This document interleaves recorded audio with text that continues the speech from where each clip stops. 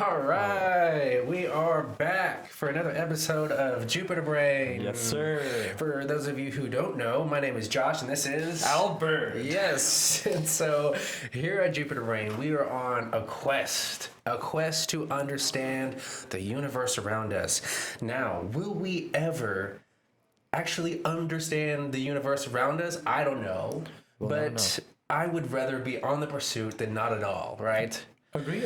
Yeah, so we like to say we are engineers by day, philosophers by night. Exactly. We love to, of course, we're engineers, right? So we're always thinking about how do we apply these things that we're learning, right? Especially in the physics classes, in the all the range of engineering classes we're taking, like signals and systems. Yeah, even everyday life. Yeah, exactly. That's the good point, right? There's some, like for instance, I'm going to be going to the state fair this weekend, right? Yep. And I know there's going to be all kinds of mechanical things around me. And my first thing is to think about, like, how does that thing work, right? Right. And so, I think as engineers, it's good to try to make those connections out in the real world, too. Exactly. Especially it makes you think about it more intuitively. Does that make sense? Yeah, I think so. And then, we say we are philosophers by night because, I think you need to think deeply about these things, right? And think about the, possible philosophical Implications. Yeah, exactly. Because, I don't know. I mean, is there anything that you've ever, maybe something some idea that you've had in your head, but then you think about maybe the philosophical implications? You're like, okay, well, there's no way that's I mean, could be a real true thing because the philosophical point, the philosophical idea is not there. For me, if that makes sense. For me, it's like the idea of things having infinite scale. Because as far as we know, there is a limit to how small something can get. But what is that thing made out of? Can we go further? Is there anything smaller? Or time, for example, can time really go infinitely backward? Or can time actually go infinitely forward? Or space. Space, is it actually infinite? If it's infinite, if it's expanding, what is it expanding into? Where is that extra space coming from? Yes. These are the things that make me question our existing models, but also makes me question my own intuition, because just because I can't grasp it doesn't mean it's not right. Yes. And I think that perfectly sort of, I want to say, hints at what we're going to be talking about today. So, yes, for sure. Talking about sort of the edge of the universe, right? So, just to sort of give you a little dabble of what we're going to be talking about, which the topic today is information theory, one that we were both extremely excited about. So one topic that I've been wanting to dive into for a long time. I just haven't had the time. And, we're not going to really dive deep into it, but I think we're going to get a good grasp of sort of the different things that it touches. And then, if there's some certain part of it which, maybe sparks the most interest in you or me or Albert, right? That's the thing I think then we dive into, right?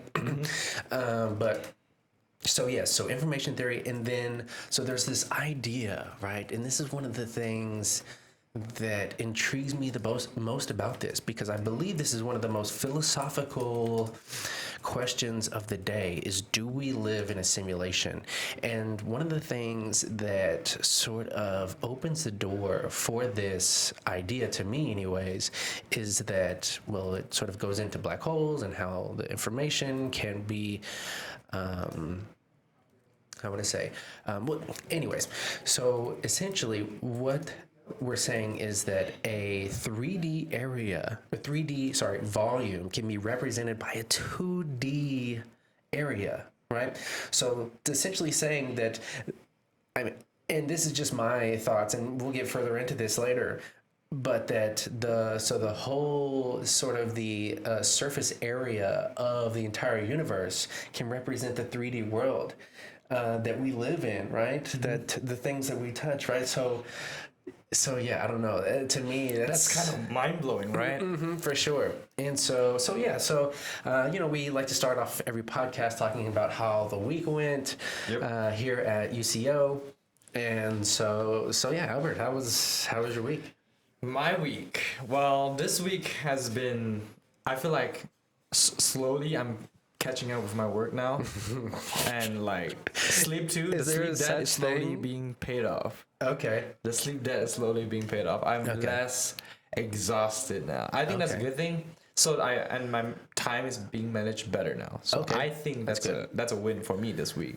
And so what sort of thing did you maybe change or? Well, no, I guess it's just getting used to for the fact that I have to do this like today. I have to do this tomorrow. Because when you have so many things on your plate, eventually you will forget. Some things will like go over your head and you will not remember it. Yes. But now, like after having setting up reminders, setting up schedules, it's like sticking. Yeah, I was gonna ask you, like, what do you do to like make sure that you remember everything? Yeah, reminders, just putting on my Google and my calendar and my Apple calendar, and yeah, that definitely helps a lot because every time it will, ping me, be like, hey, you have something to do today. Yeah. Or you have something to do this week, and I'll be like, oh yeah, I have to do that. Otherwise, I will not check because the thing about like journals, the problem with me with journals is that after writing down my stuff in my journal, the next day I'll not even remember the journal exists. I think that's the biggest problem with me. Yeah. So, yeah, and I think like writing down your thoughts is like one of the best. It's one of the most enjoyable things out there, and what's kind of weird about it. And so I was discussing actually with my girlfriend this morning. So she's a comp professor, right? And I won't say where from, but anyway, so she's a comp professor and comp one, and so she's sort of dealing with this whole like AI situation, right? And it's sort of, I don't know, from what the things that she tells me about is it's sort of kind of scary, right? Because I think that in order to realize and understand how good writing is for you and how enjoyable it can be for you, you need to be forced to do it, right? A lot of times, right? That's true. No, that actually makes sense. And with ChatGPT, you aren't really forced to have to write anymore. You can just go to ChatGPT and like, especially if you're, let's say, a somewhat lazy student. True. Right? Makes sense. Yeah. Or maybe your life is just too busy for school at the moment. Too hectic, people rushing work and whatnot. Yeah, exactly. And so when you're rushing work, and I've heard a lot of students say this, right, that when you feel like you don't have the time or you're tired or something like that, then it's easier to go to ChatGPT and just get the answers, right?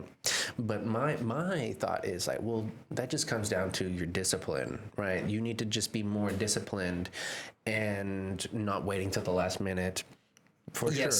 Life gets in the way, right? I know this, right? My life is super busy. And so I understand life gets hectic. Yes. But somehow I find the time every day to just like eke out just a little bit of work in each class, right? So that it doesn't pile up.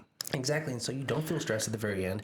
You're not sitting there at the end of the week, like with an assignment due and you're tired and you just don't feel like doing it. It's like, no, do the advanced, in advancement work. Do it early on. Don't do it on the last day. Exactly. Especially if you know that that homework takes a lot of time. Yes. And you don't have to even complete it in one sitting. You can complete like partially. Next day you can work on it again. Next day you work on it. By the time you reach the due date, you're already done. Yes, exactly. As long as you start early on. Exactly. And so, yes, I do think that, newer students, younger students, or just any students, right? Or students like me who gets distracted by every damn thing. Yes. Yes. And so, just keep in mind that what you are going, you as an asset, right? How you are going to be able to surpass, ChatGPT, right, is in your creativity and in the way that you think. And you only get that by doing things and doing tough things, right? Solving tough problems, writing out your thoughts, doing the assignments on your own and thinking critically about these things, right?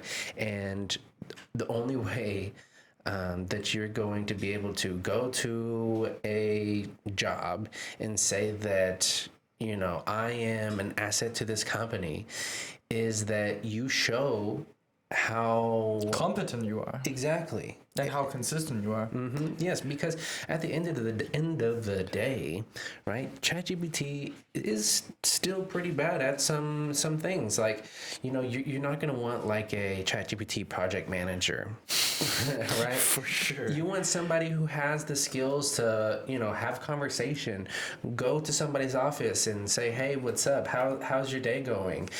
And having that personal experience. And I know I'm going to be missing a lot of other aspects of humans that at the moment anyways surpasses ChatGPT and other AIs. And so yeah, you got to put in the work, because if not, yeah.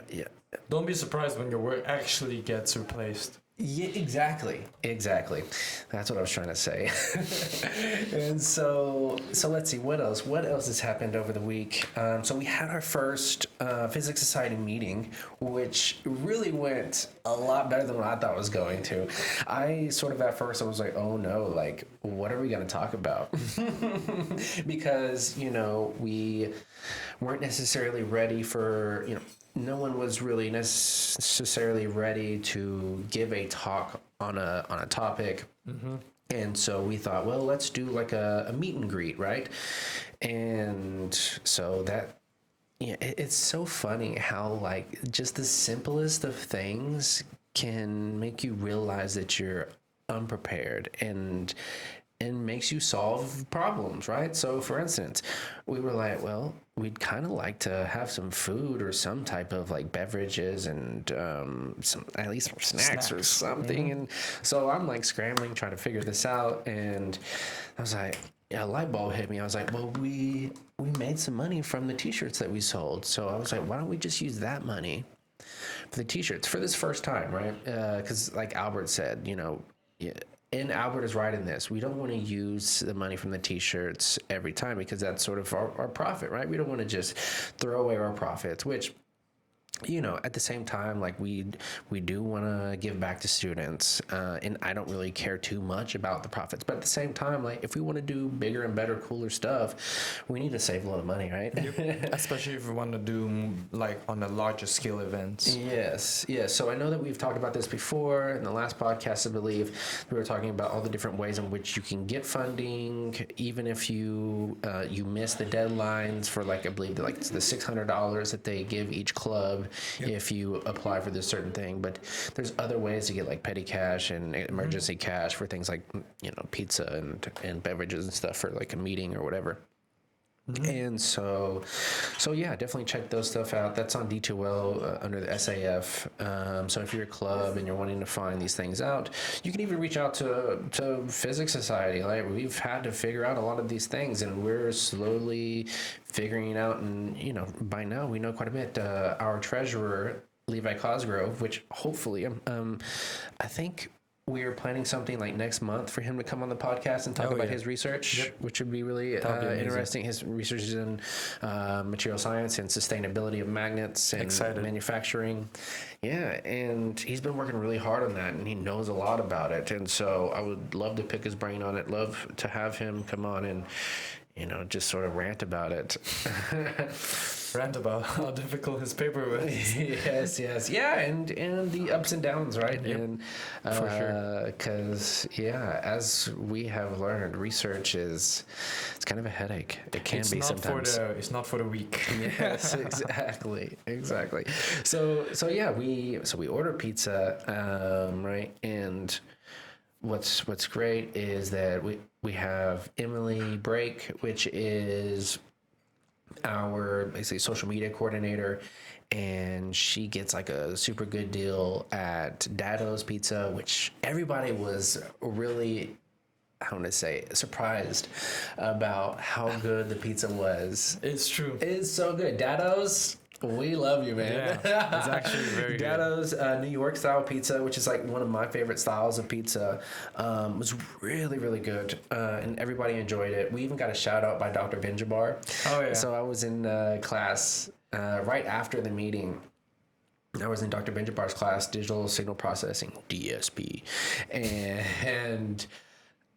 And so he was, I don't know. Anyways, he made the comment that, you know, you guys should check out Physics Society, basically, because, you know, they're doing good things, and also their pizza's good. Let's go.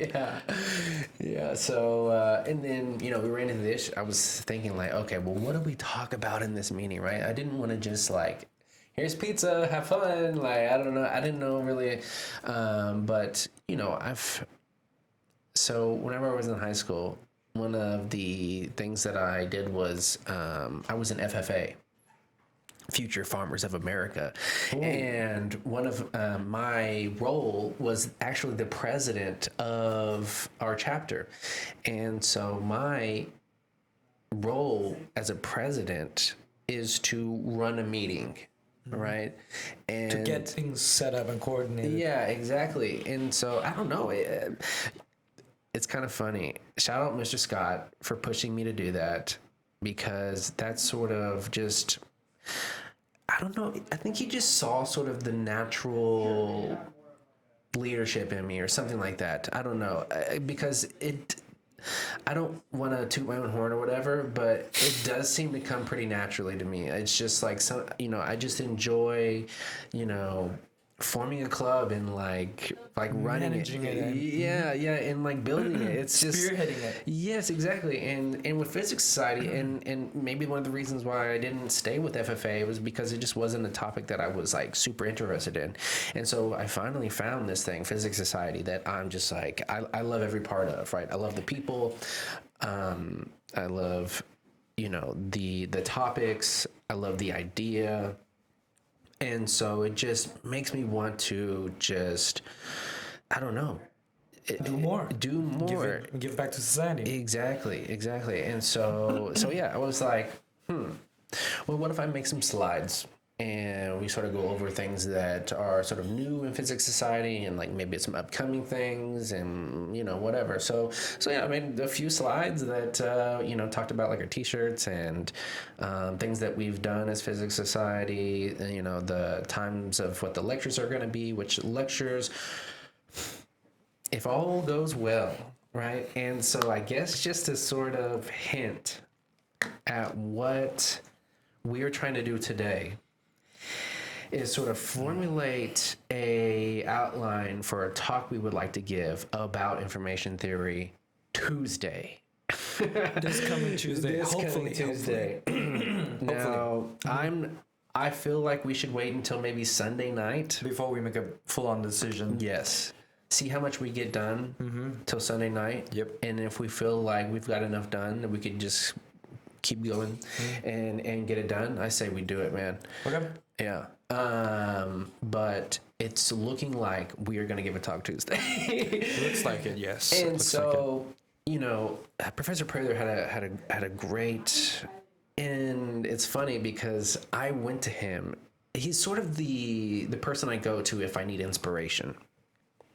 And so I was like, man, like, what was it? Oh, Dr. Teo unfortunately canceled on us for today. And, you know, but to sort of, I don't know, give some, I don't know. So essentially, hopefully he's going to be on next month sometime.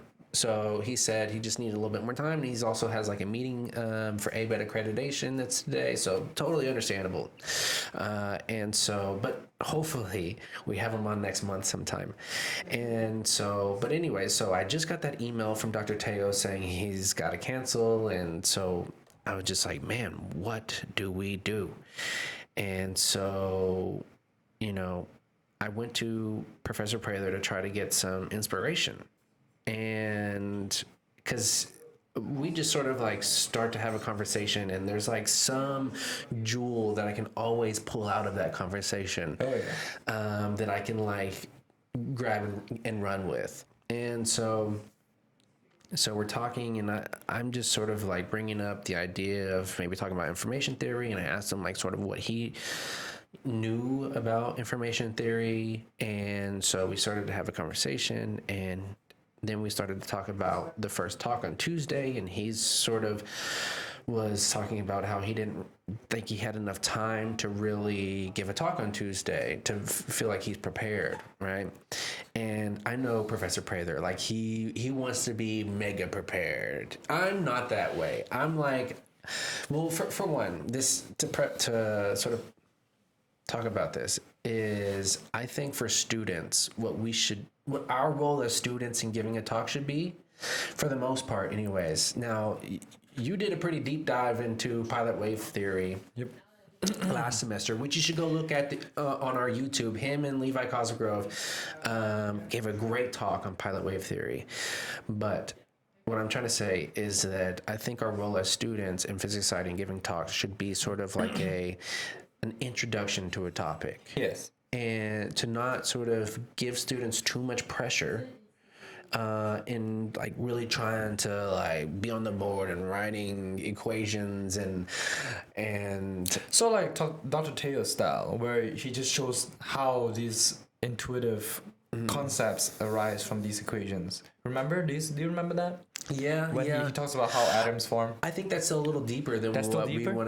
we want to do. Oh, right? okay. I mean, I would love to maybe throw up some equations like the entropy equation, the entropy of information equation. I feel like we can gloss through. I don't think Yes. we should be like, this is yeah, we're like not going to derive. pick everything out of it. Yes, exactly. And so Professor Prather, he was like, well, I kind of think it'd be a good idea if you and Albert went first, because then you're sort of setting the stage for other students and showing like, hey, it doesn't have to be a deep dive, right? It can be sort of just an introduction to a topic, right? And so that's what we're going to try to do today, is like sort of just give like an intro and sort of talk about the things that we sort of find most interesting in information theory, and then basically take that and turn it into a talk, right? 30, 45-minute presentation. We're basically gonna talk for 3 hours, shrink it down to like 30 to 45 minutes, and make it a talk. That's basically what's gonna happen. Exactly. Which I honestly think me and you together, I think it'll be fun. I think we got this, I dude. think we got it down. Yes. In the bag. Yes, yes. And so yeah. And also at the same time, I want to show like, look, like me and Albert did this in a weekend. We're not saying to make sloppy work. We're just Yes. saying that we start off not knowing as much as we do until after we do the preparation and research. Yeah, and also to kind of preface this is like, me and Albert are also, this is the topic that we've sort of... We often talk about Yes, in the exactly. lab. So we're like, this is our time. Yeah, exactly. And So find a topic that you're excited about. Exactly. If there's something that, you've been researching, looking into for a long time, and you think you can sort of... I think if someone is interested enough about a topic, you could easily talk about it for 30 minutes. Exactly. I think Especially if you have already had this conversation about that topic with other people. Yes. Just summarize them and make it more formal. That's it. That's pretty much it. Exactly. In fact, you don't even have to make it formal. You can make it casual. Yes. And no one minds. Because it's your own style of presentation. Yes, and this sort of like goes into our idea of what we really want, like the core of physics society, which is to expose all of us to as many ideas as we can. Because there's that quote, like, I forget who it's by, but it's like, innovation happens in the intersection of disciplines. Right? And so the more, and I was thinking about this earlier, right? So the more sort of ideas you have going on in your head, the more different like perspectives. So like, for instance, I don't know. So, like for instance, the semiconductor, right?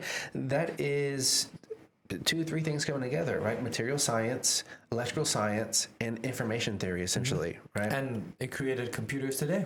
Exactly. And that is one of the most innovational Breakthroughs in the 21st century. Exactly. Exactly. And so yes, I think if you're going to be an engineer who, possibly wants to help, mold the future, right? You need to have this idea or you need to try to hold as many different ideas in your head as you can, right? Yeah, I agree. Sorry, go ahead. No, I mean, I agree, because this also brings to the fact that you don't have to talk about physics. Like, we know we're called physics society, but and that's physics and everything, and we're mainly more of a research society. So if you have any research, anything to do with science research or engineering research or like just STEM in general, throw it out there. It can be theory, it could be practical, it could be an experimental approach, it could be an observation. Just present it. It doesn't matter. Yes. As long as you're interested in it, you're curious about it, and you're passionate in sharing it, give it a try. Yes. There's no harm to doing that. Yes. Yeah. And, also at the same time, to add on to the whole, like, trying to expose everybody to more ideas is, my first time going to college, I had no clue really what I want.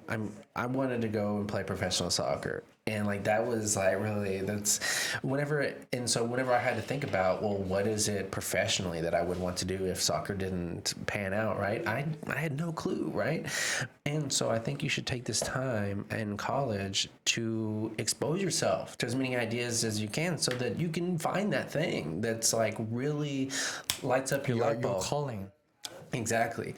And, especially, not a lot of people get this opportunity to go to college and to sort of, be able to explore and discover what it is you really enjoy in life, what it is like your true passion. And, a lot of, I see this a lot, kids, students come in and, they're just trying to get the grades so that they can then go get the job. But at the end of the day, whenever you go and get that job, if you've just sort of floated through school, right, you're probably not going to love the job you end up with, right? And then that's going to, in turn, you're going to end up not happy down the road, right? And so then you're going to have to figure out, well, do I go back to school and whatever? And it's like, well, if you haven't still found what it is you're passionate about, then so you need, as soon as you can, to figure that out, right? So that the rest of your life is just following that passion. Yeah, and prevent you from hitting that midlife crisis. Yes, exactly. Down the line. And I understand, not everybody has the opportunities to be able to do that, but man, if you do, you should be just spearheading that. If you find a mentor or peer that seems passionate about a topic that you seem to have interest in, just ask them. You don't have to be like, hey, can you teach me or guide me? Just ask them just a simple question. What do you know about this topic? Can you teach me some things about this topic? Yes. People passionate will always teach and will be willing to talk about a topic. And that's what I love about this idea of physics society, and how what we're sort of like trying to formulate it as is sort of this mentoring club. A platform. A platform. Yeah, exactly. A mentoring platform, right? Because a lot of us, especially our officers, all do research. We've all, been through some ups and downs through school and whatnot. And so, we're good people to learn from. And not only that, but there's a lot of professors that are involved with Physics Society. Dr. Teo has been a big mentor to me, which is why I was like so pumped, and also like so, I don't know, I guess upset that like, he would cancel on us, which I totally understand. But like at the same time, it's like, oh man, I was like, I was looking forward to that for like 2 weeks. So you were so excited. You keep talking about it. Yeah, it's very unfortunate. Exactly. But anyways, so is there anything else during the week that's... Not really. I mean, I just feel like that introduction... went pretty well because I know you have to leave for your class the other day. After that meet and greet, Oh, yeah. people were talking and talking and talking about different physics topics, and I was like, Yes. "This is exactly what we wanted." Yes, dude, and fucking thank you to you, man. Like Albert killed it. So somebody brought up like relativity and something like that, and Albert's just like really good at how would I say? Hello, space travelers. Want to look sharp while bending space time? We've got brand new Physics Society t-shirts. The clean graphic tee is just $20, and if you want to drop some Einstein-level wisdom on the back with this quote, "I have no special talents. I am only passionately curious," that one's only $25. Rep your curiosity, rep the cosmos, and support the Physics Society. Grab yours today before Entropy takes over. At trying to explain complex topics, and the way that you go about it to me is just it's you're just trying to help foster the conversation. You're not like pushing your ideas on anybody. You're just sort of showing what you feel like is sort of the correct way to think of something. That's like I'm just giving a suggestion. This is how. Let's here's a better way to sort of look at the problem. Yes, yeah. That was I couldn't sleep that night because I was just so pumped about what happened from that meeting, and we sort of felt that last semester, right? There were multiple lectures that afterwards, people were there for like an extra hour. Yeah, sometimes even 2 hours just talking about the same topic. Yes, yeah, just trying to really dive into it. And like one of my favorite ones was when Dr. Teo he derived, what was it, it wasn't the free energy principle, he was deriving something else, some energy of the Hamiltonian. Oh yes. That was very interesting. And so yeah, that's why I just wanted to get a meeting as soon as possible, because I was like, I just want to show other nerds, like, hey, like we're nerds too. Yeah, look at this. Like, come and hang out. Like, all we want to do is like nerd out and talk about these different physics topics. And I was so pumped that I forget his well, I don't know his last name, but there's another Josh that was there. Yeah. That you were sort of not necessarily debating, but there were definitely some interesting questions he was asking to you about relativity and things like that. And then Professor Prather was there, sort of adding to the conversation as well. And then Connor Westhall, I believe.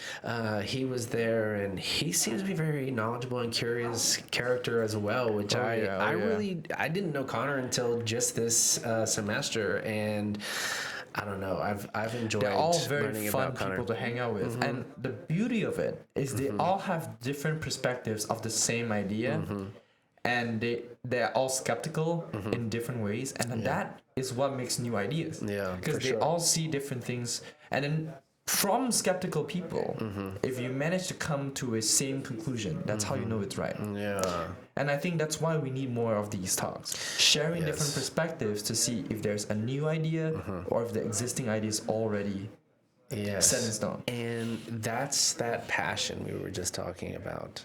And that's what passion gets you, right? It gets you. So this is something that is the exact reason why I wanted Physics Society to just like take off, right? And it's doing exactly what I want to do. Is I am really bad at just, I want to say, shooting the shit, right? I mean, I can do it, right? Like I can have, we can talk about the weather and whatever, but to me, I love a really interesting conversation about physics and the meaning of life. Oh yeah, right? Like is, I'm just so passionate about that. Like I could talk about it all the time, and so yeah, I just wanted to find other people like that. And to to just be able to brainstorm and just Yeah. dream and talk about these Yeah, things. exactly. Because you just never know where the conversation can take you, right? And then also at the same time, like, I think, the friendships we're forming now, hopefully it's like long-term friendships that you take on after college. Maybe even like one of those friendships helps land you a job at somewhere. Or right? in the future, you made a collaboration that leads to a discovery. We don't know. Exactly. So I think the meeting went really well. I was just super pumped. I had a lot of fun. yeah, it's definitely one of the most fun parts of my semester so far, and it was just Fulfilling, for sure. yeah, exactly, and it was just another example of getting a chance to sort of flex that muscle of talking in front of people, because that to me is like one of the most important and like nerve-wracking to for me. sure. You're like a natural. I appreciate it. Especially when it comes to like talking about a a complex topic, right? But yeah, and so that's what we want to do. We want to give people more chance to like talk in front of people and flex that muscle. And I want it to be like our gym. Yes. right? Again, the lecture talks aren't the only opportunity that you get to share your ideas and knowledge. The podcast is one of them too. Exactly. Yes. And so that's what we've been trying to do. Is we've been trying to create a bunch of different mediums in order to sort of Facilitate. exactly, and help all, not everybody enjoys or wants to talk in front of people, a whole group of people. Maybe they'd rather come and talk to us one-to-one here, right? Or maybe they'd want to write a blog on our website. Exactly. Even the blog. physicsociety.github.io/physics-website. No, sorry.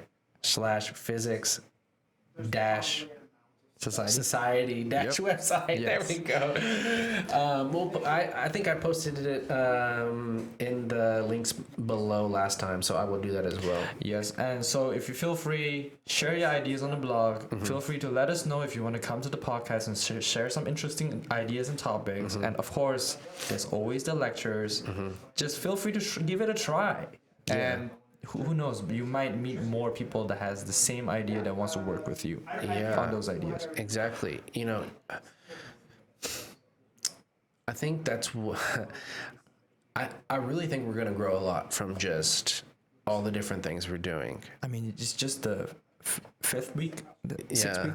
Is this the sixth? This is the fifth, I think. Fifth week? Yeah, fifth week. This Sixth episode, fifth week. Because yeah, we started right. So it's the fifth week, and there's already so many incremental but noticeable improvements. Yes. From starting in a random lab, and we have no background in editing, no background in audio stuff. Yes. And now we have Brody on the team. We have Yes, a lot Brody of people. Smith. Exactly. Shout and out him. We have events now. We have better and better equipment over time, thanks to Josh and his management over here. Well, I think, I learned a long time ago, you have to invest in yourself. For sure. You have to. Because, no one else is going to, right? That's true. Unless you're some superstar, like, I don't know, like you, you're some super soccer star or something like that, Or right? you're a super genius. But at the same time, you probably had to invest in yourself in some way, like going down the road, like, getting the cleats and the accessories and things like that. So, we just want to be able to cater to whatever medium you enjoy the most or prefer the most or just the most comfortable with. Yes. Right. And heck, if you like, you can try all three. Yes, exactly. and Josh and we're still trying to figure out if there's any more ways we can help facilitate more conversation and more ways of sharing. Yes, exactly. And so, I will say that I probably have a little too much on my plate right now. But at the same time, I'm just doing things that to me are the most fun and the most like the things I'm the most fulfilling and the most curious about. And so that just gets back to like following your passion or finding your passion and following it. Like, you know, we had no clue last semester like we would be doing what we're doing now with all the different things. But, you know, if you just make incremental progress, you know, that can add up after a while, right? The summation rule, right? Yep. It's crazy how like it's just been 5 weeks, 6 attempts. Yeah. And we have so many drastic changes. Yes. Of course, we're still trying to improve, and there are some ways we always have room for improvement, but I think that's the beauty of it. No, most definitely. I mean, it's kind of crazy, man. I try not to think too much about it because I honestly get a little emotional thinking about it. Just how much just progress we've made as a team in a month. Yes. And like of course there's 101 ways things can go wrong, and there's 101 ways. Been a month, you know. Yeah. We started last semester, you know, and if we I mean the podcast. Yeah. I see what you're saying. Yeah. Mm-hmm. But as a society as a whole too, it's like we came such a long way in such a small amount of time. Yeah, and just, you know, goes to show that, you know, following your passions, putting in the work, right? And following your curiosity. It's not easy. Yes. Small incremental progress. I mean, we just, yesterday afternoon, I texted Albert and was like, Teo canceled on us. We're going to have to find a new topic. And then I went for a walk, because I was like typing for like 5 hours straight, and I was like, I need a break. I need to think about this, and I need to just breathe. And so I went to that like little practice football field over by Howe Hall. Took my sandals off, and I just walked around and just like thinking about like what do we do? And so that's information popped into my head, because I was like, okay, I know the most about magnets really, but I don't really want to do like a deep dive on magnets just yet. I sort of want to give a little bit more preparation for that one. I was like, but information theory, I've been wanting to talk about information theory for a long time. And so yeah. And then Albert came to the lab and we started talking about it, like, yeah, screw it, let's do this. And so, yeah, here we are. And so, you know, we've only had probably less than 24 hours to prepare for this, but I think we've prepared pretty well. Reasonably. Yes. And enough, you know, yep. I think we need to stop being so hard on ourselves. Not only us, but like everyone, right? Like sometimes you just gotta get your hands dirty to figure out what's more to get and give. Exactly. And sometimes that can, you know, get you thinking about something else. And so there's always a second chance. Well, maybe not always. But in most cases, there's always a chance to do it again. Yes. And in fact, for example, like assignments, some people get anxious because what if I don't get a full grade on this assignment? Talk to your professor. Yes. That after you're done with your work, ask your professor. You get feedback. You get to improve it again. That's not a problem. And professors usually are lenient, especially when they see the effort. So the same thing. Exactly. Don't get the paralysis by analysis. Yes. Just do it, man. Just do it, man. Sometimes I sent a message out to the GitHub. Or no, not the GitHub, the Discord this morning. And I truly mean this, you know. And I said, all of you are superstars in your own way. So believe in that. Because my thought is like, you know, when comparing, you know, I forget exactly how it goes, but there's like a saying about comparing yourselves to others. And when you compare yourself to others, especially if that person is like rich and famous and influential or whatever, of course you're never gonna like, maybe you may get to be that person, but if you're just sitting there thinking about it and you're just admiring their life, that's time you're taking away from being able to reach the goals that you want, to be the superstar you want to be. So yeah. Yeah, there's this quote that I love by Johann Wolfgang von Goethe. I don't know if I butcher his name, but basically he says, whatever you can do or dream you can, begin it.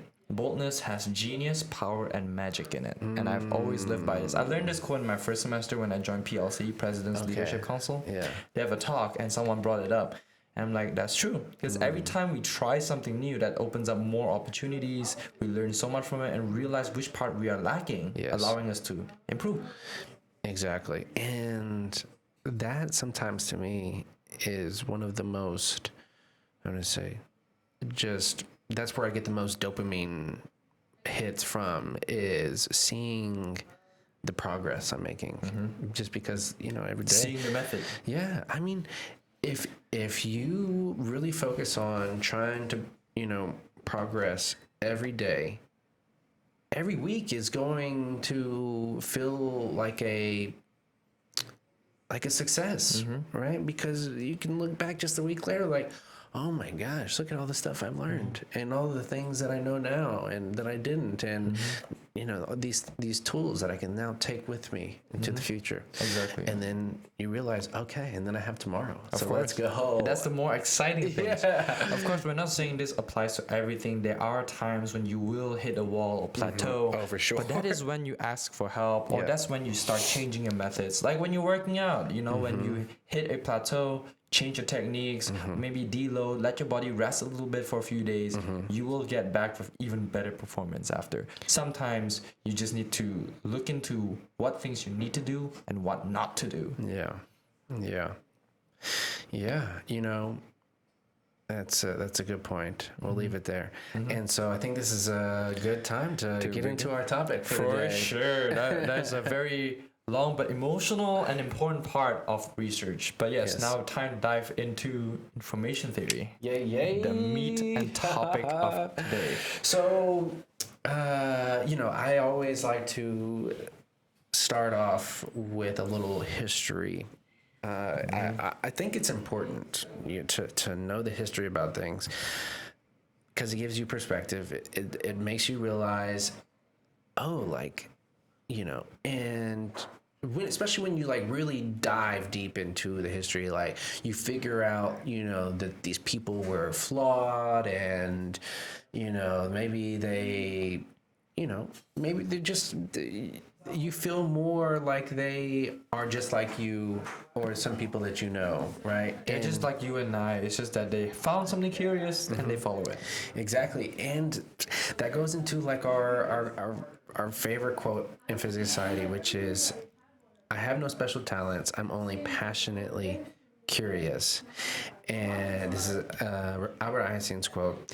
And so it's not that you have to be some super genius, right? And Albert Einstein always talked about that he didn't feel like he was a genius. He just felt like he spent the most time with a problem. He slept on it. He thought about it in the day. He thought about it during the night. Yeah, exactly. And so the father of information theory is Claude Shannon. And so let's see here. I'm trying to think of, 1948 is when Shannon published his paper, A Mathematical Theory of Communication, which the paper that single-handedly created the field of information theory. 1948. To me, that is just, and we were talking about this earlier, and I would love to talk more about it. It's like, to know that in 1948, he formulated information theory, which we'll talk about later. He then meets Alan Turing, the father of the Turing test, and also the father of the modern computer. Exactly. And they put their two heads together, and from basically 1948 to now, how much progress that we've made in less than a century. Yes, it's insane. I think that was crazy. And also it's just a wonder that these giants of different fields are alive around the same time and they manage to meet and collaborate. I think that that is something mind blowing to me. Yes, I mean, how do I want to say? So, just to think that, one of Dr. Teo's things that he likes to say is that he's just happy doing his part. And so, maybe you don't come up with a theory of information, right? But maybe there's something, some part that you do that, somehow makes that incremental progress in that field, right? And so it wasn't just Claude Shannon that is the reason why we have the supercomputers we have today, right? There was a lot of people after Making Shannon. Small research progress, step by step, from many papers down the line. And then he stumbled upon these ideas and he managed to find a link between them. Yes. That's the next big breakthrough, which is, who knows? Yes, you may be the one that's looking for those incremental improvements, but you may also be the one along the way find that missing link. Yes. And so in this 1948 paper, he formulated the principle of encoding information, calculating its entropy, and determining the maximum rate at which information can be sent through a noisy channel. And, because of that, we're now able to communicate almost instantly, right? Around the world. Yeah, exactly. And so this work has been heralded as the blueprint for the digital era and the Magna Carta of the information age. Which, what is the definition of Magna Carta? I forget exactly. It's like, but it's like a very important document or something like that. Like it's like, so the Magna Carta. Yes, the Great Charter. Okay. Yes, it's basically like it lays the foundation for everything else. Yeah, exactly. And so that just goes to show how important his work in this paper was. And so it says, historically, Shannon's work was intertwined with the nascent field of computing in the ideas of Alan Turing. I mean, whenever I think of information, I think of computers. I don't know if that's my computer engineering bias or what, but yeah, I think of computers and I think of bits. Oh yeah, right, for sure. And then I think of Alan Turing and the Turing test, and then that gets into AI, and so what's kind of crazy is these two actually meet, Alan Turing and Claude Shannon. And so these two, they met in the early 1940s. And in 1943, during World War II, Alan Turing, the British mathematician famous for cracking the Enigma code and for his theoretical model of computation, visited Bell Labs in the U.S. to collaborate on secure speech encryption. And so, yeah, I mean, if I can remember right, he said that, Claude Shannon, he said that encryption and communication are like inexorably linked. And I don't really know what that means. Like, what do you think he was trying to say with it? Like that encryption and communication. I feel like, I mean, based on how I interpret it, is that every time you say something, encryption side is what is not known, and the communication side is what's known. And whenever we say something, there is always a meaning directly implied with the words or the things you say or do, but there are also things that is like beneath it, like that is between the lines, that is you cannot directly know. There's always something, information that's either hidden or lost. Yeah. When you're communicating, that is that's what I get. That's what I'm getting from it. Yeah. I may be wrong, but. But yeah, I think it comes up a little bit later as well. Maybe we can look into it here in a little bit. But yeah, so what did I want to say here? So And anyways, and so yeah, these two meet, and this meeting of minds symbolized a convergence. Turing's work provided a theoretical model of computation, and so what it means to process information mechanically, while Shannon's work provided a theoretical model of communication, so how to quantify and transmit information efficiently. And so Shannon himself had a strong connection to computing machinery.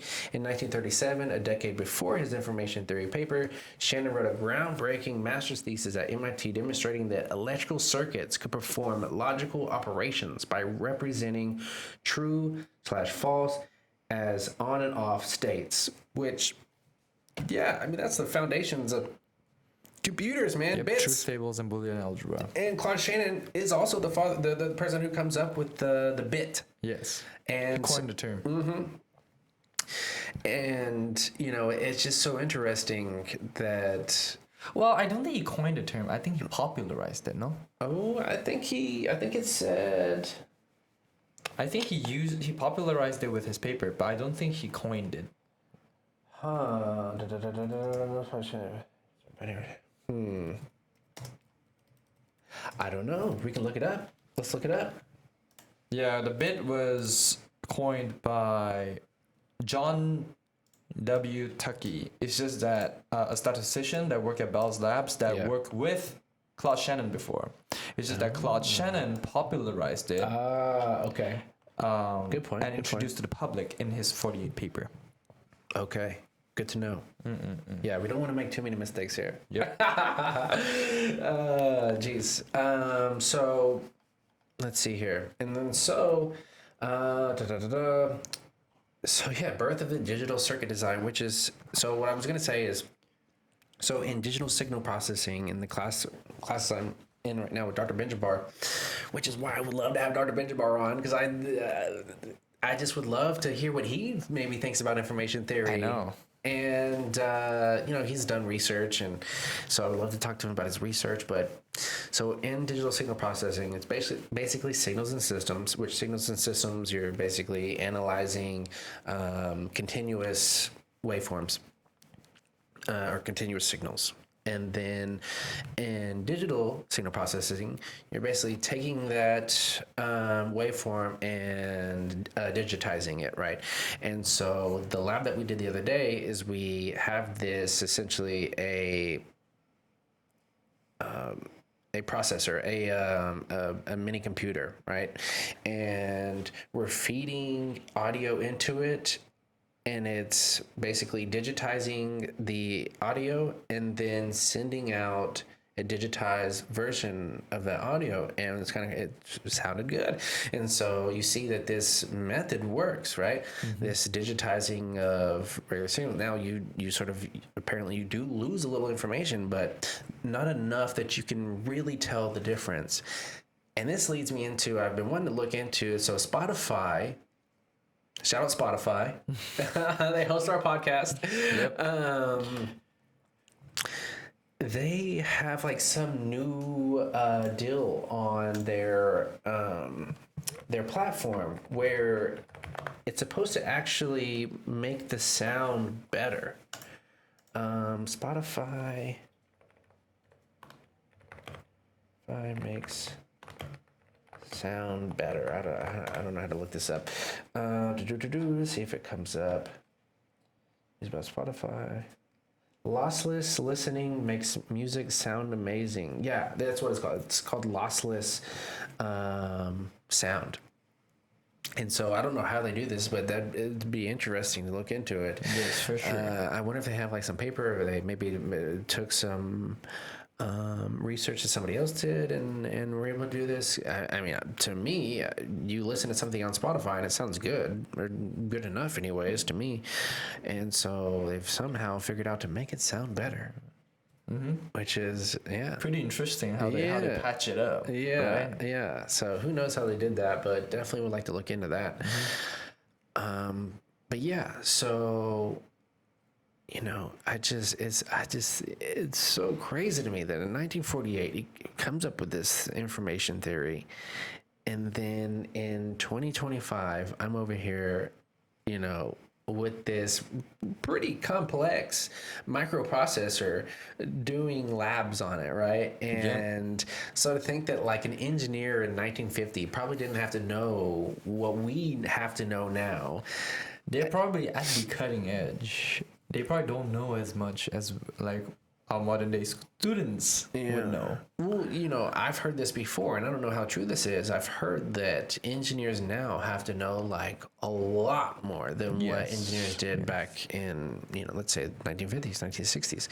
I mean, because you think about it, all the technological Leaps we have. Yes, exactly. All the different, you know, we've been able to take all of the theory and basically turn it into applications. And scale it up so much. Yes. We're at the exabyte scale now. It's insane. Yeah, and so as engineer students, we're forced to like learn all this stuff, which to me is fascinating. It's fun, but at the same time, like it's a lot. Yeah, it's a lot. But what makes me wonder is like the people back then who discovered this stuff, they probably don't know the impact it has today, which is crazy. Yeah, well, I mean, I don't know. Like, you think about it, the Turing test, right? The Turing test is to basically try to see if... You can tell if something's a machine or something that's trying to act like an agent, like a human. Yes. So is it a human or a machine? You can't tell if you pass the Turing test. So, you know, Turing, anyways, had to have definitely been thinking about the future, right? And thinking about these thinking machines, right? And so, you know, what did you say about the future or like thinking? Like they probably don't know how much of an impact they would have on the future, like in society, because yes, they're like, okay, yeah, sure, cool, we can make a computer, but at the time, computers probably only in institutions. They probably probably envisioned like everyone could have one, the same way like Nikola Tesla envisioned like everyone could get electricity, but that's not true for the time, and it's only true today. You know, even some parts of the world don't have proper electrical, water, and internet infrastructure. Well, before Bill Gates, nobody was thinking like everybody should have a personal computer. Right. Commercialization is a big step. That would be interesting to know what Turing was thinking about the future, and Shannon, right? Of like, if so ahead of the time. Imagine this: they were the forefront fathers of modern computers and modern information processing. So that means at the time they don't have such a thing. And today we're using the Turing test to test AI. We're using information theory to apply in so many broad different topics that we'll get into later. But it's just so fascinating how ahead of the time with such simple concepts and breakthroughs they are. That's why we call them giants. Because even though they're tiny people like us, but their minds and their intellectual contributions are so huge. We call them giants. Yes. Yeah, exactly. And stay tuned. In the future, we'll have a different series called Honoring Giants. Stay tuned for that. Our first person we'll talk about is René Descartes. Yes. So, I totally forgot about that. Good thinking. Yes. Yeah. Let me just make a note of that really quick. Yes, it will be a side series where we talk about a person and their history, their relationships, and how they came to be who they are today as we know them. And what are their contributions, and how much they're just like us, how much flaws they have, how they're like as a person. Of course, we're basing it on as much historical evidence as possible. We're not trying to say we know them, we haven't lived that long, but hey, we're trying to get to know the giants the way we know them today. Yeah, well, you know, that's always been like sort of a dream of people thinking about AI, is like to be able to talk to Albert Einstein, right? Right. I mean, but how much can you imitate? Yeah. You know? And that's also another philosophical thought experiment just for you. If you have something that's priceless, but you can make a imitation of it that's almost basically exactly the same. All properties, no matter how you test it, it's exactly the same. Which is more valuable? Yeah, I don't know. Maybe we should ask a Chinese person. Hey, alright, okay. But like, Sorry. we saw the opportunity. And took it. Okay, but yeah, it's a very real thought experiment. Yeah. So, anyways, we'll get back into that later. I say that because Yes. we all know, Yeah, we all right? know, we all know, yeah. China companies are like notorious for making imitation products, right? Especially back in the day. But today they make quite a lot of their own independent, like, Oh, I'm sure they do. yeah, for example, like DeepSeek, major breakthrough. Yeah, for sure. I mean, to be fair though, like, yeah. Yeah. You We know where don't, I'm trying to go. we don't want to get a bit too political. That's a topic for some other day. Political science. Anyways, so let's see here. Okay, so where were we at? Oh no, did I? Did you close it? Where'd it go? Oh, no. Okay, here we go. Oh yeah. Information theory. Honoring Giants is the next series. Yeah, I'm really excited for that. It'll give us a good chance to even, I think, dig a little bit deeper into history, which I am such a history buff. I mean, I got into this whole physics nerdism through just reading about the History of those of discoveries. physics and math. Yeah, and so let's see here. So it says, during World War II, both Shannon and Turing also delved into cryptography, another domain of information processing. Shannon worked on the mathematical theory of cryptography and in 1945 wrote, so this is before his 1948 paper, wrote a classified report proving, among other things, that the one-time pad cipher is unbreakable. One-time pad cipher? So what he means is if you have a one-time message that's only sent once, it's uncrackable. Okay. Now, Because can you sort of break down what does that actually So- mean? Like a one-time message, like so based on what I understand from that paper, I did not read that deep into it, but basically if you let's say you have a string of information that you want, this very important information you don't want anyone to know, you have the one-time use of that key to decipher this. Doesn't matter what key is it, okay? And I'll just send you that one message one time, not repeated, no different varieties, just that one message. You cannot crack it. No one else can crack it unless you have the key, you know. But if but because if you send it's because you don't have enough samples. okay. If you have a lot of samples, like for example back in the World War days, where people constantly send a variety of messages, Yeah. right? Eventually, a pattern will arise, We're and saying this machines is an can. Yes. This is an encrypted. Yes. Okay. So eventually there will be a machine that's powerful enough to find the pattern and decrypt it, which is what Alan Turing and the Polish team machine. Yeah. to break Enigma. Yeah. There's a really So- good movie about this too. It's Yes. called the Enigma machine. No, imitation game.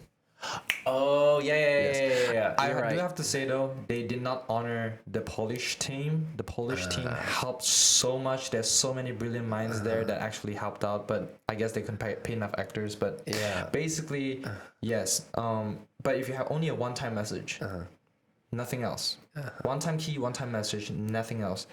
No machine can crack it. There's Interesting. not enough sample size unless you know the key, which is the whole point of encryption. Okay. You will need to break it without the key. Let me try to.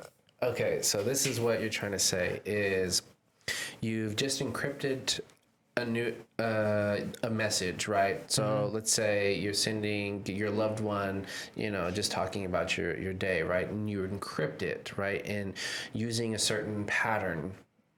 Right, and so that pattern is going to have some key, right, that sort of helps you decrypt it, right? And then so that if you don't send, and so let's say you send that message to your loved one, right?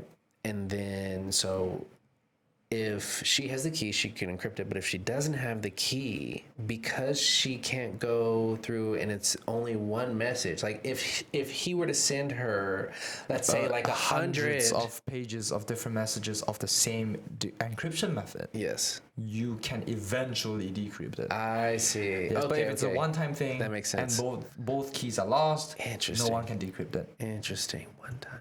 That's pretty cool. Yep. That's pretty wild. So if there are aliens and we did receive a broadcast from aliens and that's their last message ever, the last bleep from the civilization, we'll probably never decrypt it. Because we have no way to tell, does that information come in a bit, a trit, or you get what I mean? So many infinite numbers of combinations. So many possibilities. Infinite possibilities of how you combine those information and how do we arrange it? Do we arrange an image? If it's an image, how many by how many pixels? You see what I mean? So there's no possible way to decrypt it. Unless you have more than one, It's at least. intractable. It's intractable. But I wonder, like, what is the smallest amount of like messages or like? He actually pointed that out. That he pointed it out in the paper. I just forgot because, like I said, I just Let's ask ChatGPT. What is the minimal amount of, I don't know, what would you say, bits or words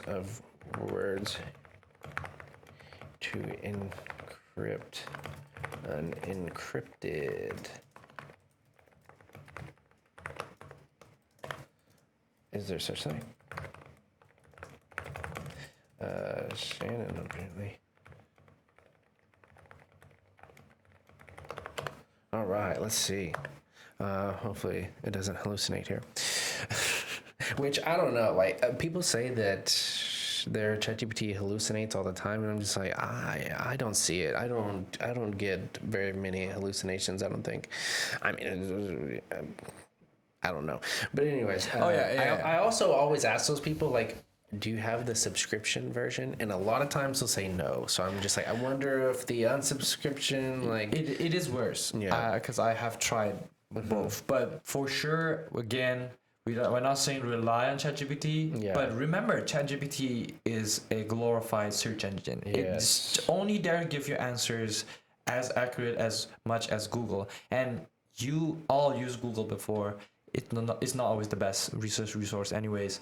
We are just using ChatGPT not for answers, but as a search engine to clarify and get quick information. Yep. But we are aware it could be wrong and hallucinate.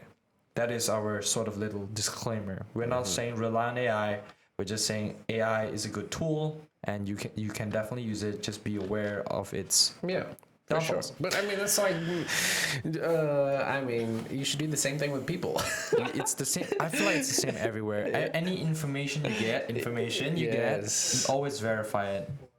Humans have our errors too. Yes. So I just clarified the one-time bit thing, the one-time pad thing. Okay, cool. So there are three characteristics that makes a message unbreakable. It's called perfect secrecy, according to Shannon. If these three conditions are met, one, the key is truly random. Let's say the key that I used to encrypt this long string of text, right, is your birthday. It's not perfectly random. Someone can find out eventually. But let's say I use a almost perfect random number generator, and based on that, I construct a cipher. Now that is a truly random key. Second, the key is at least as long as the message. Because if you compress it too much, you lose some information. If you have at least the length of the message or longer, you will have redundancy. And redundancy is a very important part in decryption and communication. The key is never reused. That's the one-time pad part, the one-time part of the thing. So that, if it's never reused, if it's truly random, or at least almost truly random, and it's at least as long as the message, you cannot crack it, no matter what. Interesting. That is also what makes Enigma so crazy, is that because it keeps resetting its settings, every time you type out a message, the setting resets, right? It makes it uncrackable. Almost uncrackable. Few trillions of few trillions different outcomes. But of course, with a machine, and since it's repeated, right?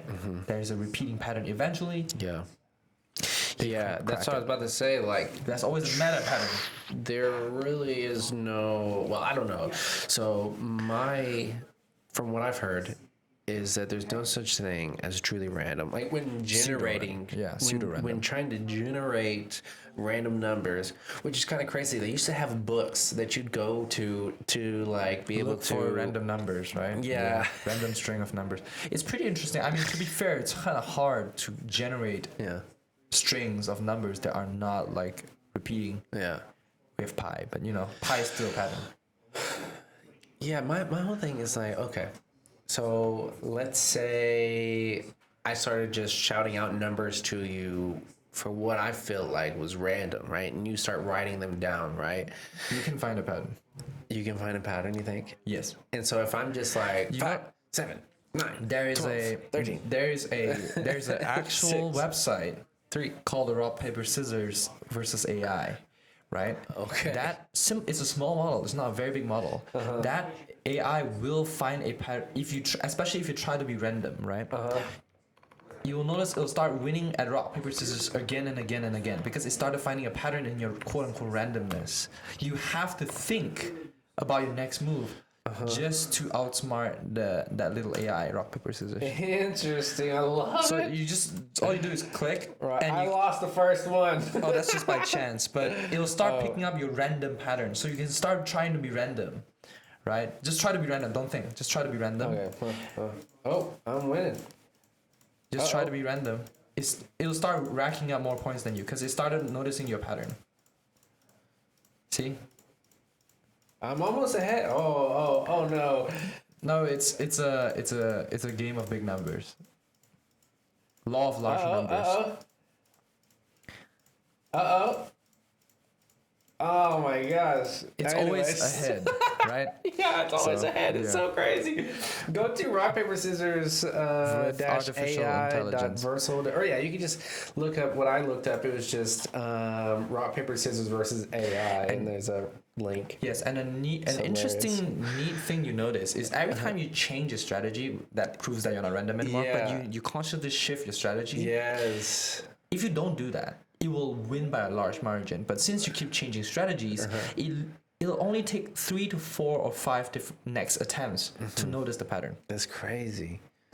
And then it'll start. And if you start rotating strategies, Yeah. it'll notice that rotation has a pattern, and it'll start winning even more again. That's so So insane. I experimented with it and I played it to the hundreds. Okay. Nerd. Well, if you are aware of your own if you make sure your rotation of strategy, let's say you have like 4 different strategies, as long as you know that you're not rotating in a specific order, Yeah. it will never overtake you by a large margin, but it will still always win. What about AI versus AI? Do they have that one?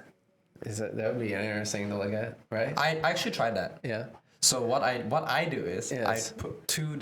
I open 2 tabs and I just press one same thing at the same time, like Yeah. both rock, Yeah. and then see what they put next.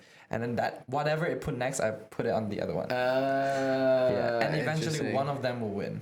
Eventually, Yeah, yeah, man. because it'll be Machine statistically learning, random. Machine learning. Yeah. Just and so I don't know. Does teaching machines how to learn are you just sort of teaching them the pattern, teaching them patterns that happen in the universe, right? So that's the interesting part, because teaching them how to learn and teaching them how to think, and also constructing how they think by making a better architecture is so different. Could you just be like, okay, look for patterns? No shit, but like it doesn't know what it already knows what to look for, in the sense that it's a statistical model. Yeah. It naturally picks out what happens more. Yeah, you're right. But I think the more interesting thing is, how do you teach it to pick up more complex features? Feature engineering, right? Yes. And here's the most interesting part. Interesting. I feel like information theory combined with machine learning, right? We're able to quantify meaning. We're able to quantify the qualitative. Don't you think so? I mean, that's the hope, right? No, because now we can represent like meaning, like qualitative stuff, like male, female, king, queen, or like just words in general, right? With abstract meaning in a space in the information space, right? And that space, That's word to vec, or like, yeah, is that what you're talking about? Like, the vector space, yeah. it can be represented. That vector space can be quantified. Yes. Yeah, which if you're interested in AI, you should definitely check out, I believe the paper is called Word to Vec. So essentially turning words into vectors, and then you end up with this vector space, right? And also you should check out the paper by Entropy. The two papers, there's one paper called Towards Monosemanticity. And that's where they try to find out which neuron is associated with which meaning, and they realize that no matter what they do, the neural network is always polysemantic, which means one neuron carries multiple meanings, and you need multiple neurons to represent something else. So yeah, and so apparently word to vector is how suggestion engines work, and so essentially, let's say you order some toothpaste, right? And so then essentially what it's doing is toothpaste is a vector, right? And then it's like sort of circling around that vector, trying to sort of, with a net, grab all the other vectors that are around it and then suggest you those things. that's very interesting. Yes. I mean, it's kind of interesting, right? Because when I say a word, for example, book, in your head, you know the meaning of a book. A book has so many vague meanings. It can sometimes cross over to other things, like what is and isn't a book. Yeah. That's sort of like a vector space relationship, right? And even in that vector space, it's not like one point. It's sort of like a distribution. Like that area or that volume sort of encompasses the essence or the meaning of book, for example. For sure. And that includes subsets of other things. You see what I mean? It's like that relationship of meaning is now being quantified. Whereas back in the day, we always think qualitative and quantitative is always separate. But being able to look around the vector space and make connections, that's not like actually knowing, though, right? And understanding the world around you. How would you know, though? Because remember, everything around us is based on interactions and relationships. Everything exists in relation to something else. An atom is bonded to another atom because of electrons being bounded by nuclei, because of electromagnetic force that is mediated through the charges. You see what I mean? Yeah. If you can connect all these relationships together, you know how the world works. Yeah. Yeah, you know, like, when you see sort of the something distance glowing red, between these things. you see something glowing dim red and orangey, you know that thing is burning hot. That's interesting. Yeah, there's like a association, like conditioning, associative learning. And there's like a distance between different ideas and topics. You get what I mean, right? Even there's a qualia to meaning for us. Who knows that this vector space is the qualia of meaning to them as in machines. Interesting. But anyways, I like that. So yeah, let's move on. So let's see here. The influence of information theory began appearing in biology. So think of DNA as information, right? A ton of information, actually. In economics, signals and uncertainty. In linguistics, and notably in physics, of course. You gotta have some physics. favorite part of it. And so in a remarkable turn, ideas from Shannon's work even help physicists understand the properties of black holes, which to me, like I said in the beginning of the podcast, is one of the most interesting parts of this whole thing. So we will get into that here in a second. And so it's something Shannon himself probably never imagined. Yeah, I mean, do you think he knew that people are going to be explaining black holes through information or theory? even like genomics and like multiomics? Be like, oh, computational neuroscience. How would he know back in the day that we're going to label signals in the brain and be like, hey, that's a thought? But I mean, at the same time, though, if you think about it, and he had to have been thinking what can he do with it? deeply about these things, right? So I don't want to say that He probably, we don't want to say he probably never thought of it. because if you think about it, right, if you believe that information, like bits, right, make up everything, right, then of course you can extrapolate that all across the board. Well, the thing is, Shannon thinks that you can label everything with bits and information. Like every state can be labeled with bits, right? Or just any binary, trinary state. You get what I mean? Yes. But I think the person who genuinely think that reality is information is John Wheeler. Okay. He proposed the idea of it from bit. Okay. Everything in existence, you can type out it from bit and it'll say John Wheeler. And basically, he thinks that everything in the universe, everything that exists, comes from a bootstrap property where everything constantly causes an information collapse to a specific state. Interesting. He worked with Niels Bohr. That's pretty impressive. No. John Wheeler worked with a lot of physicists back in the day. He coined the term black hole. Helped develop nuclear fission theory and coined the term black hole. Wow. Actually, I didn't know that part. Also, the nuclear fission theory, another interesting, just a fun fact, is that they used something called the raindrop model. It from bit. The raindrop model. What is that? So they say that the nuclei, right? They imagine a water droplet just oscillating and vibrating in just in the empty space, right? Just floating in space. Because of its energy and because of its sheer size, it will vibrate in certain ways in certain modes, right? It's like a raindrop. Eventually, you will have so much mass and that it will be a certain shape, right? Like oblong, and it will be unstable. It'll break apart, like a droplet, water droplet, when it oscillates enough. So they modeled the raindrop model to nucleons, the nucleus of an atom, that allows us to predict fission. They call it a raindrop model. I'm oversimplifying things, by the way. That's a lot of math behind that, but but they call it a raindrop model, which is kind of fascinating how we think using analogs to help us wrap around it. Yeah, we're all about trying to find the intuition behind it. But again, the devil's in the details. But there's no way we could just come out and like write some equations and derive things mathematically on a podcast. We're not. What's his name? Well, and it's just not, physically possible. It's a podcast, right? It's That's true.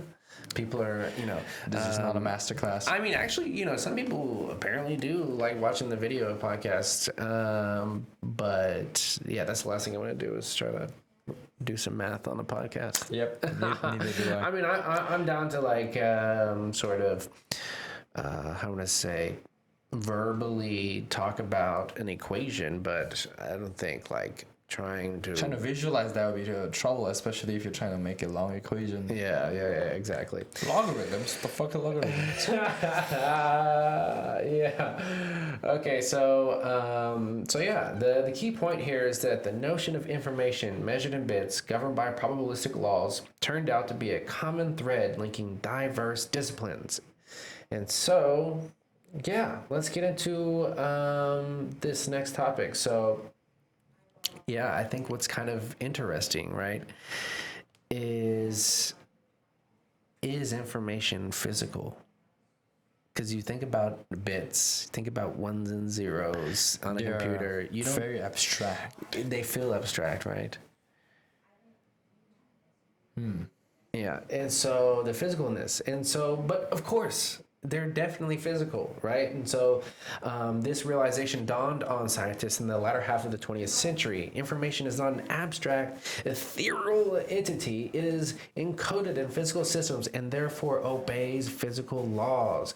Every bit of information has to be stored in some physical medium. So, like a computer memory or an electron, right?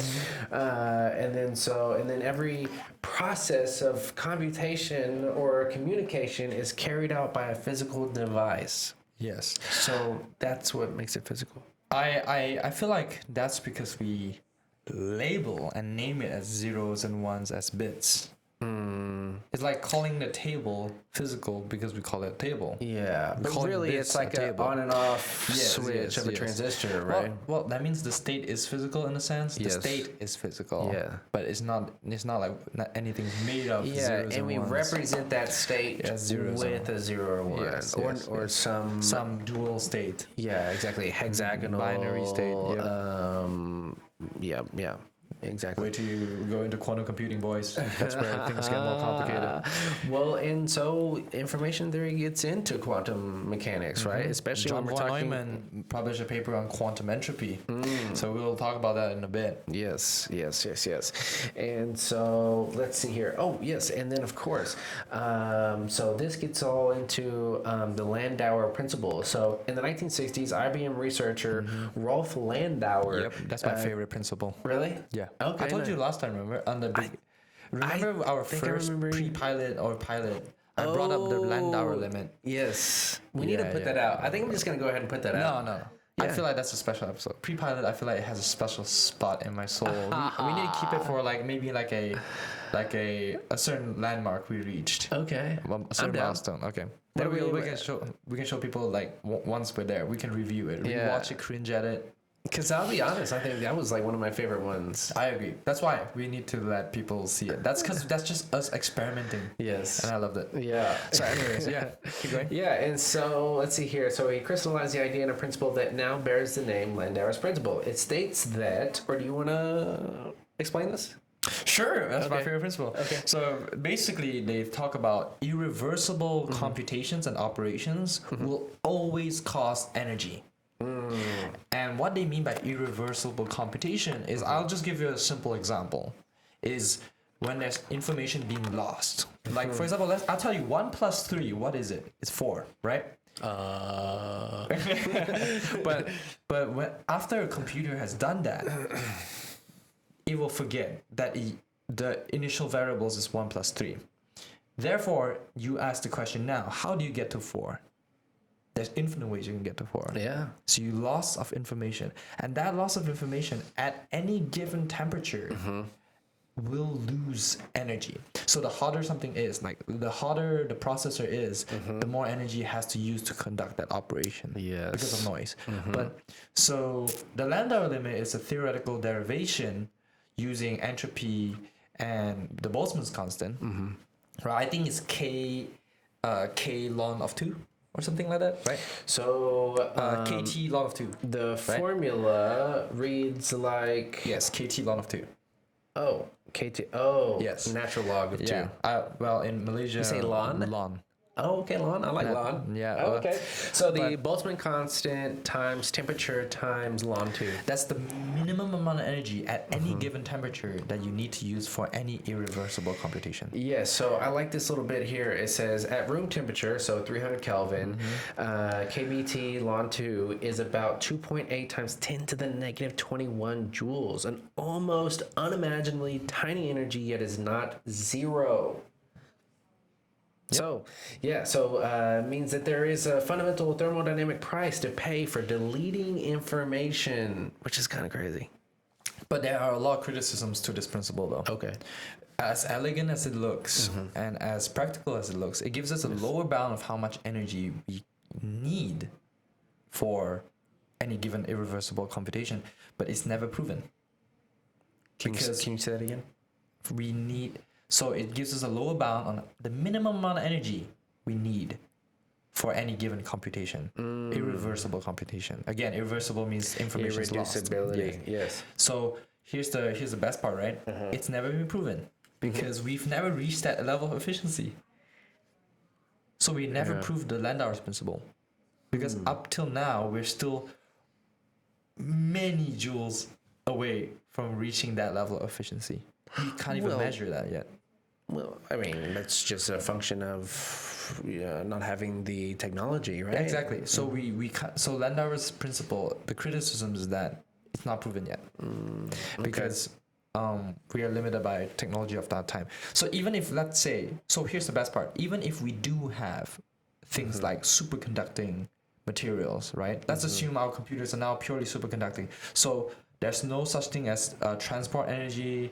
You don't need to worry about distance between components, right? You don't need to worry about all the cooling from just carrying information from one place to another. Yeah. But that act of computation will still release heat. Yes. Just very tiny amount. That's interesting.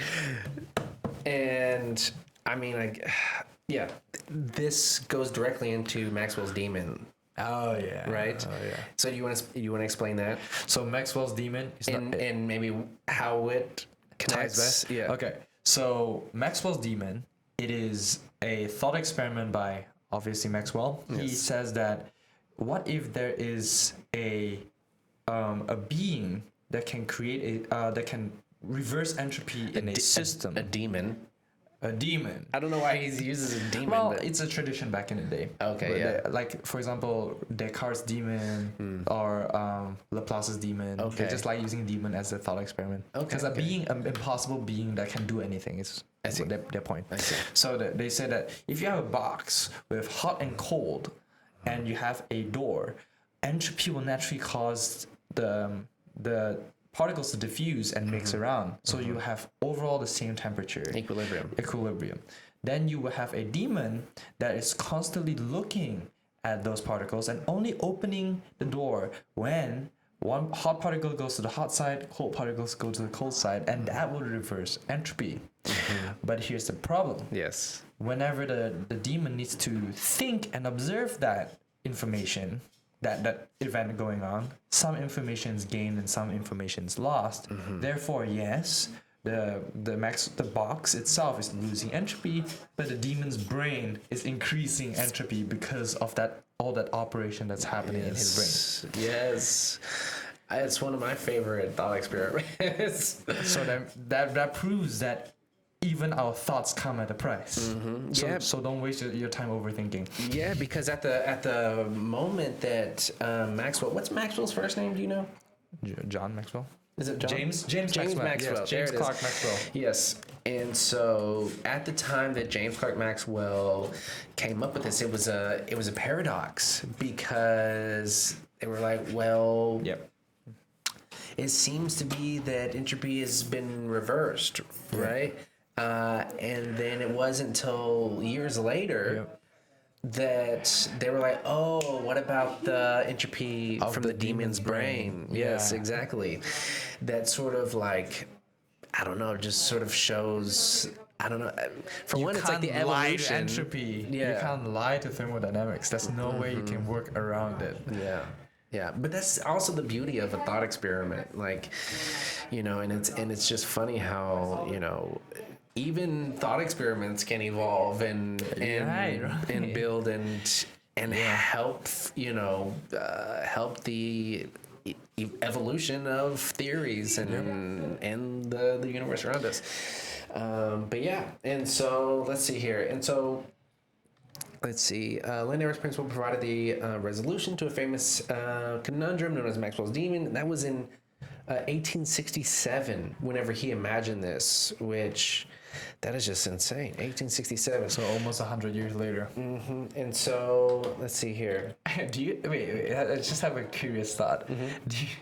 Do you think that Shannon, Zillards, von Neumann, and Landauer, like almost 100 years later, about 80 years later, Yeah. do you think they're sitting in a room like us, be like, the idea of entropy was less than 100 years ago, and look how far we've come.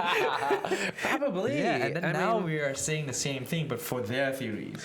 Yeah. Do you see how crazy that is? I love it. Because if you look at the gap between Shannon's theory and Maxwell's, it's not a complete 100 years either. Yeah. It's kind of crazy. I think it would be funny to imagine they're in a room. That's how crazy Boltzmann and Maxwell theorized this long time ago. Yeah. Now I guess we got to come up with some thermodynamic theory. Yeah, we gotta continue it.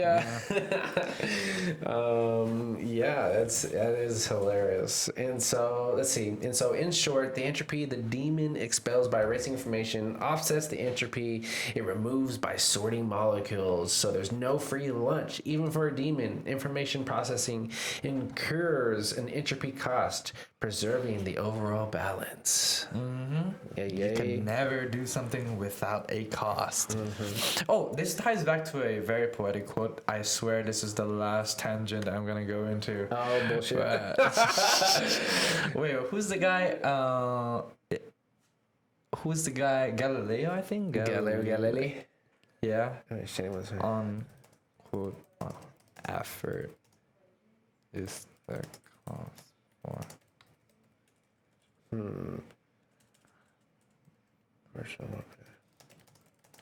Reversible computing. Yeah, I just. So what is so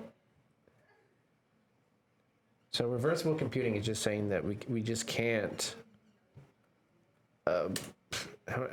So that no information is erased. So let's see here. Charles Bennett, also at IBM, showed that if you do computation in a reversible way, so that no information is erased, you can in principle do it without any heat dissipation, a concept known as reversible computing. Yes, quantum computing is a reversible computing. Okay. Yeah, it says especially in quantum computing where operations can be reversible and quantum bits, qubits, can in theory avoid heat generation if no information is irreversibly lost. By collapse of the wave function. If you observe the wave function, you collapse the system, information's lost. It stands as a cornerstone of the physics of information. Okay, I do want to say the quote that I want to tell is not by Galileo, my bad. It's Leonardo da Vinci. He says that God sells us all things at the price of labor. That would be a great one to do. On a shirt. Oh, yeah. And also, he's a good giant too. Yeah, that's what I was thinking. Yeah. God sells us all things at the price of labor. Which is a good tie back to entropy. Yeah. No matter what you're doing, even for a demon, Maxwell's demon, he has to put labor. Yes. I think it's kind of interesting. There is this sort of this mortality built into entropy, right? This sort of Grim. Yeah. Morbid. I think the first time I learned about entropy, I started thinking about mortality, and it's I was so depressed. Yeah, I wouldn't say I'm depressed. I was not for me anyway. Okay. I learned the word entropy when I was in elementary school, and I was like, of course you did. And I told my dad, Dad, everything and everyone's gonna die. He's like, yeah. And I'm like, no, but everything, the whole universe, everything, entropy's always gonna win. And he's like, yeah, good for you. Yeah. That's hilarious. That's good for you.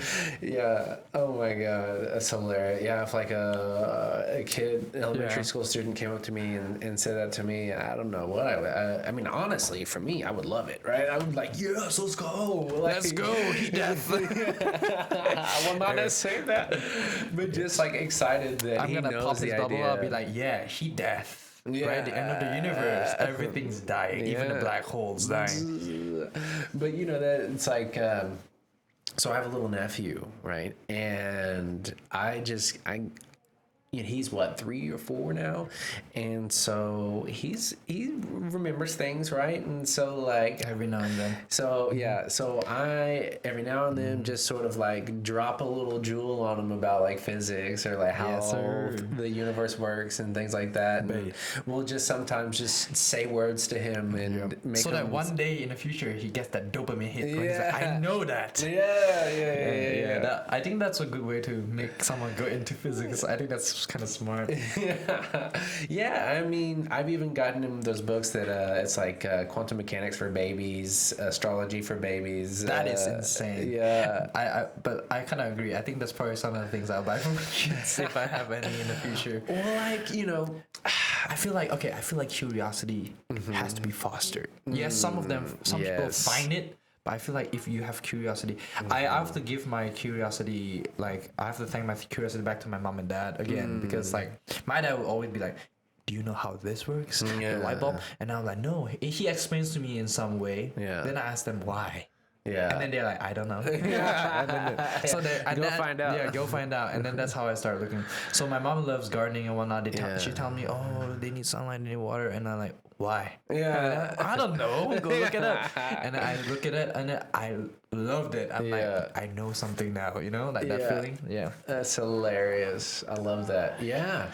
Yeah. I mean, You need to foster it. it starts early. You know, Yes. I wasn't, I was just like very focused on one thing when I was a kid, and I was also kind of like very lazy. I was like, I just want to play soccer, and like that's it. And getting older, I see sort of where I get that curiosity from my parents, right? Because my dad is like, he's always breaking things down and putting it back together. And he's always, has some new project, which, I do as well. And so yeah. And then my mom is like very curious about people. And I think that's where I get that from. Just like, one of our favorite things to say is like the most interesting people are the ones right around you. Yeah. And like, that's the beauty of it, right? You don't just inherit other traits. You can inherit curiosity, because you know how when someone tells you something very passionate. Do you think it's inherited, or do you think it's like what I mean is nurture? Like you can nurture, as in you inherit, as in you hand down. Okay, yeah. Yeah, if you look at have you seen those people when they talk about something so passionately, even if you know nothing about it and you don't understand what he's saying, like, you just vibe with them, and it makes you want to know what it is, right? So I feel like, as parents, if we do that for our children about like useful topics like science, I'm not saying other topics are not useful. I'm just biased to science. Or but uncles, or uncles or aunts out there that wants to be the cool uncle. Yeah. If you do that to the kids, show them the excitement of space. Be like, oh my God, there's so many planets like Earth on Earth. Yeah. And you show them that. That's how you foster curiosity. Yeah, for sure. For sure. I love it. It's a great topic of like, how do you get people to be curious? How do you get people to be excited to learn? Because that is, to me, if it feels like something that's just innate in me. It's like maybe inherited, right? And it's sort of weird because I feel like it's a bit of both. Nature and nurture, you need both. Yeah, and you sort of need the right ingredients to be there at the same time, right? Timing. Yes, exactly. And so, let's see here. What did I want to get? So, I guess let's summarize it, right? Information theory made a profound leap from abstract math to physical reality. Bits are carried by atoms and electrons, and entropy straddles both worlds. A mantra emerged: information is physical. Yeah, which is where John Wheeler got his obsession from. That's a great obsession. I'm obsessed. I'm down. Like whatever you're on, I want to hop onto that. Yes. And so, now is the time of the podcast where we get to talk about black holes. Yes, sir. I mean, our logo right there. Yes. I mean, I'm fucking pumped for that. I think, to sort of preface and maybe talk about why we're so interested in black holes, why we get so pumped about black holes, is because it's one of those phenomenons in the we universe. know nothing about. Yeah, but at the same time, it's like it's one of those critical points, the cutting edge of understanding. Yeah, but and how do I want to say? It's an extreme area in the universe. The most extreme area in the universe. In fact, the event horizon, which we'll get into in a bit, it's not just a physical boundary. Yeah. Some scientists and physicists and philosophers call that the horizon of our knowledge. The limits, not just the limits of reality, but the limits of knowledge. Because everything in there is how we get it. At least people think that the answer of theory to everything is in the black hole. Yeah.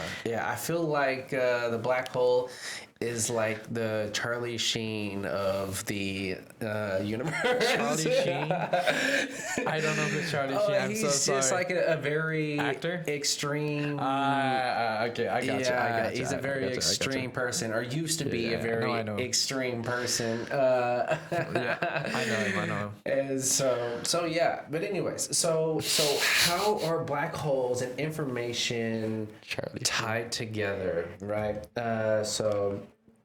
Yeah, and so this black hole information sort of ties into entropy, many paradoxes, and holography, and so whether or not we live in a simulation, right, or the world is a hologram, right? And so black holes, like we said, are extreme objects, regions of space-time with gravities so intense that nothing, not even light, can escape once it falls in. They might seem like purely the domain of gravity and astrophysics, yet astonishingly, information theory enters the scene in a crucial way. In the early 1970s, physicist Jacob Bekenstein, which I know you love, Albert, asked a bold question: does a black hole have entropy? If so, how much? So, at first it sounds strange. Entropy is a measure of the number of internal configurations, and a black hole, according to classical general relativity, is defined by only a few parameters: mass, charge, and spin. So, what do you think of this? I think that's the best part of the black hole is because when you look at a black hole, nothing gets out, everything goes in, nothing comes out. But all the properties, it doesn't matter what property a particle has, everything once it enters the black hole is gone. Yes. All reduced down to the particles, the black hole's momentum, angular momentum, charge, and mass. Yes. So I guess what I should have also added to this is, so Bekenstein suspected that a black hole's entropy, its information content, might be linked to the area of its event horizon, which is to me one of the most interesting parts of this. So the surface area, so the 2D plane on the event horizon, right? The 2D manifold. Yes. The surface of the black hole Is the basically that area can sort of describe the 3D mass that's fallen into it and sucked up by it. And so essentially what that is saying is that we can represent 3D with 2D. Yes. And that leads to holography, holograms. Yes. How we can store higher dimensional information in lower dimensional space. And it's a lot of the reason why people believe that the universe could be a simulation, right? I mean, think about it, right? Think about your screen that you're maybe looking at right now. It looks 3D, but it may not be. Yeah, well, what I'm saying is like it is 2D because it's just a flat surface, right? But it gives you the illusion that there's a 3D space in there, a volume. It shows you the volume. You can see the volume. Have you seen that three blue, one brown video on like holograms? No, I don't think so. I'll pull it up real quick. You gotta see it. You gotta see it. Yeah, if you have sound on your we can actually probably hear a little Or bit you of want to it. pull it up? You can, because they can hear you better. Oh, Right? Are you hooked up? oh no, I'm not hooked up to that today. Dang. Yeah. Ooh, yeah, that's what. One brown. Yeah, I don't know. We're still trying to figure out the How to share screen. And whatnot. Yes, please, somebody help us out. Yep. So basically, this image. Oh, You ever seen this video? Yeah, I've seen this. So basically, what they found out is Completely magical. Behind this piece of glass, there appears to be a three-dimensional scene. You can move around your head and you see the light play off of the objects in different ways. For example, that glass Klein bottle in the front warps what's behind it. But it's an illusion. In reality, all that's there is an empty table and a diverging laser beam shining on the glass. It's hard to capture in a video how surreal this feels in person. Because despite there being nothing behind that glass, every visual cue available is screaming to your brain that something really is there. One of my favorite versions of this is a recording taken of a microscope. Again, it gives this illusion of a three-dimensional object stored on a two-dimensional piece of film. So cool. And it's a little tricky to get this right, but if you put your eye at just the right point in space, you can look down the barrel of the microscope and see what it's imaging. This case, a little microchip. Let me show you something I find. That's insane. Yeah. So just to sort of try to picture for you guys what we just saw, right? So 3 Blue 1 Brown, great channel. Go check it out. Many good videos. And so he's looking at this sort of this 2D picture, right? It's like sort of like a glass material. Yeah. And so he's like sort of orienting it into different positions. And you can actually, it looks like it's 3D. And what's even more wild is you can actually, so it's a telescope, or it's a microscope. And so you can actually look into the microscope. If you orient it the right way, yes, you can actually see what the microscope's looking at. Which, and here's the best part. I was not expecting that. When you reorient the glass pane, it looks like you're moving the microscope itself around as if it's right there. Yeah. So when you look from left to right, you actually see it like this, from left to right. You see all of its dimensions. I just came up with an idea though of how maybe we could show videos, right? Yeah. What if we clip it? Well, no, I'm thinking. So they have that little camera that we can borrow. GoPro. The GoPro, and then anytime we have a video, just. Yeah. Or I feel like sharing screen would be better. It would be, but also I think we can figure both out. Yeah. I think for quality that would be better because you'll be screen recording, you can record the audio. I mean, to be fair, I could screen record. It just looks kind of. I'll have to show you later. So it looks like you're in like an inception at first, but like once you, I'll show you later. I'll show you later. You show me later. I'll show you later. That's post-production. It would just be like some extra editing, which I'm trying not to do. But anyways, and so yeah, let's get back to these black holes, man. And so let's see here. And so this idea, right, that you could basically, that the surface area of a black hole could represent 3D information was soon dramatically confirmed and made concrete in 1974. So we have jumped, 24 years? Yeah. Stephen Hawking made a landmark discovery. Black holes aren't completely black. Thanks to quantum effects near the horizon, black holes can emit radiation, now called Hawking radiation, slowly losing mass and energy over time. And so, Hawking's calculations allowed him to actually determine the entropy of a black hole, and it agreed with Bekenstein's intuition. And so, the result was the Bekenstein-Hawking entropy formula. And so, in plain English, a black hole's entropy equals 1/4 of the area of its event horizon, measured in Planck area units, the tiny 10 to the negative 70 meter squared squares made from the Planck's length. So yeah, pretty wild. Do you want to add anything to this?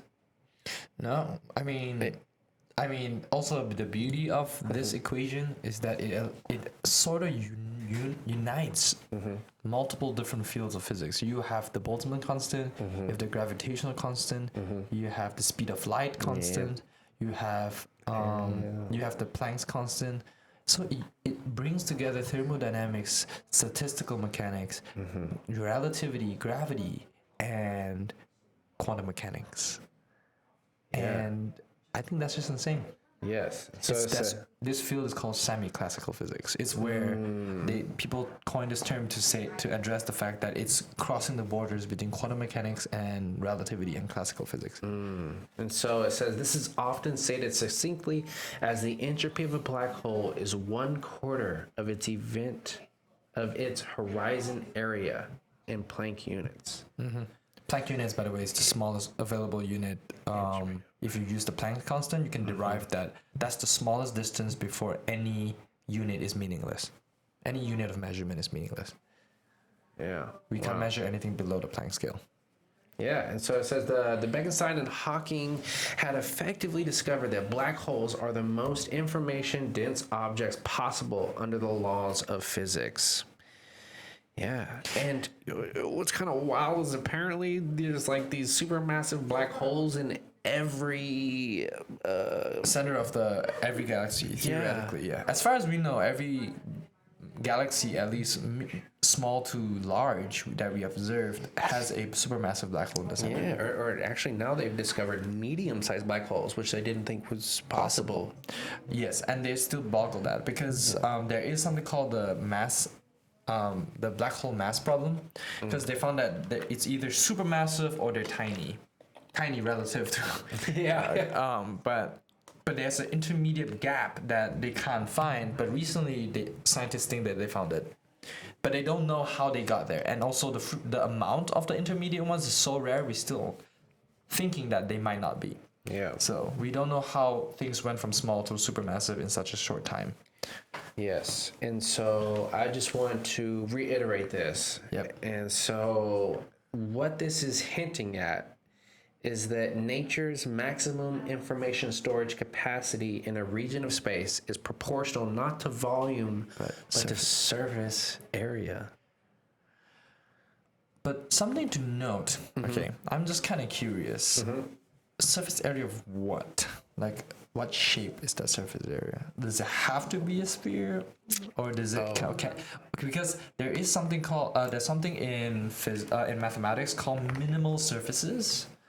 So when you make a soap bubble, right? Yeah. Its shape is considered a minimal surface. Yeah.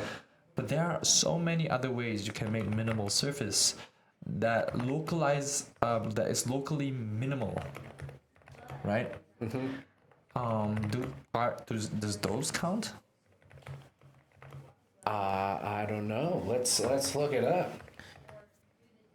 Because I want to know if it's only global optimum, like global minimum surface area, or is it talking about local minimum surface area?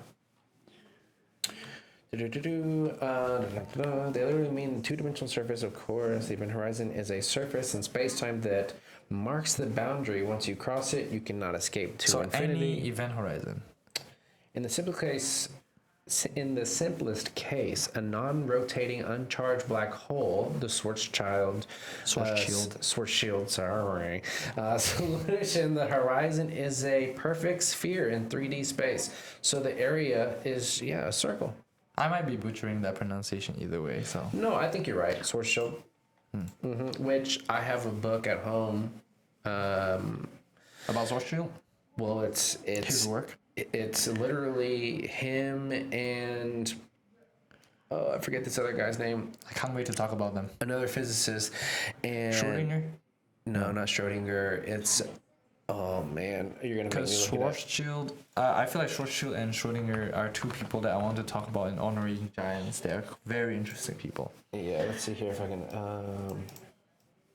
You can't spell Schwarzschild. Give me his books. He has books. So essentially, it goes into the math behind his theories. I got you. I got you. So, I don't think it's that one. Frontiers. Huh. Wow, maybe it is exploring black holes and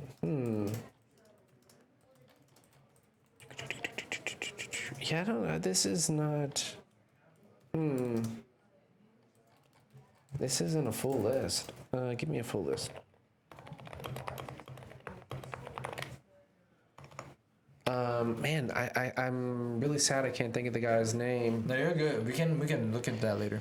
Yeah, let's see here. Because if I saw his name, I would like. Yeah, I've got it at home. I can take a picture of it and send it to you. But anyways, yeah, I tried to dive into it, and I got maybe like 30 pages in, and it's not like a big book. It's just literally like it gets straight to the point. Yeah, Yeah. Man, that's gonna bother me though. I need to look up.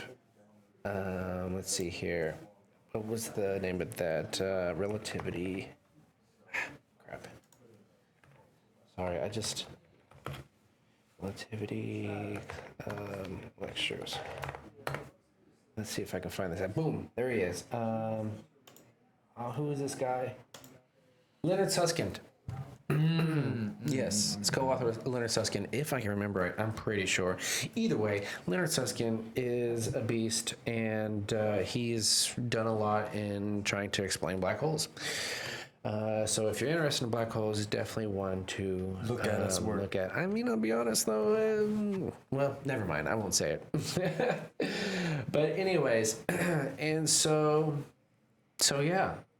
So this area-based scaling of information directly inspired what is now called the holographic principle, proposed in the 1990s by Gerard T. Hooft and Leonard Susskind. Yeah. Which I should have just kept reading. Also, Gerard T. Hooft is a very interesting guy. He is a big proponent for deterministic quantum systems. He does not think quantum mechanics is inherently probabilistic. He thinks it's deterministic, just not in the way we think. That's interesting. Which is something I cite too.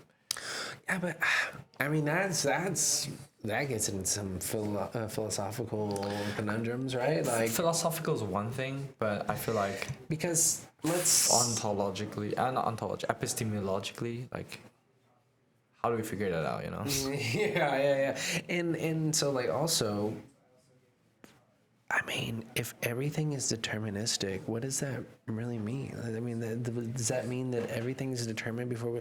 So are we just living a video game that's already been played? Sort of, yeah.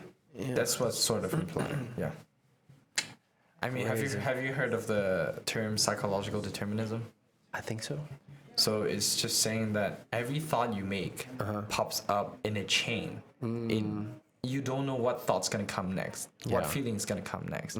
When you are hungry, you can use a machine to predict in the brain when you're gonna want to eat.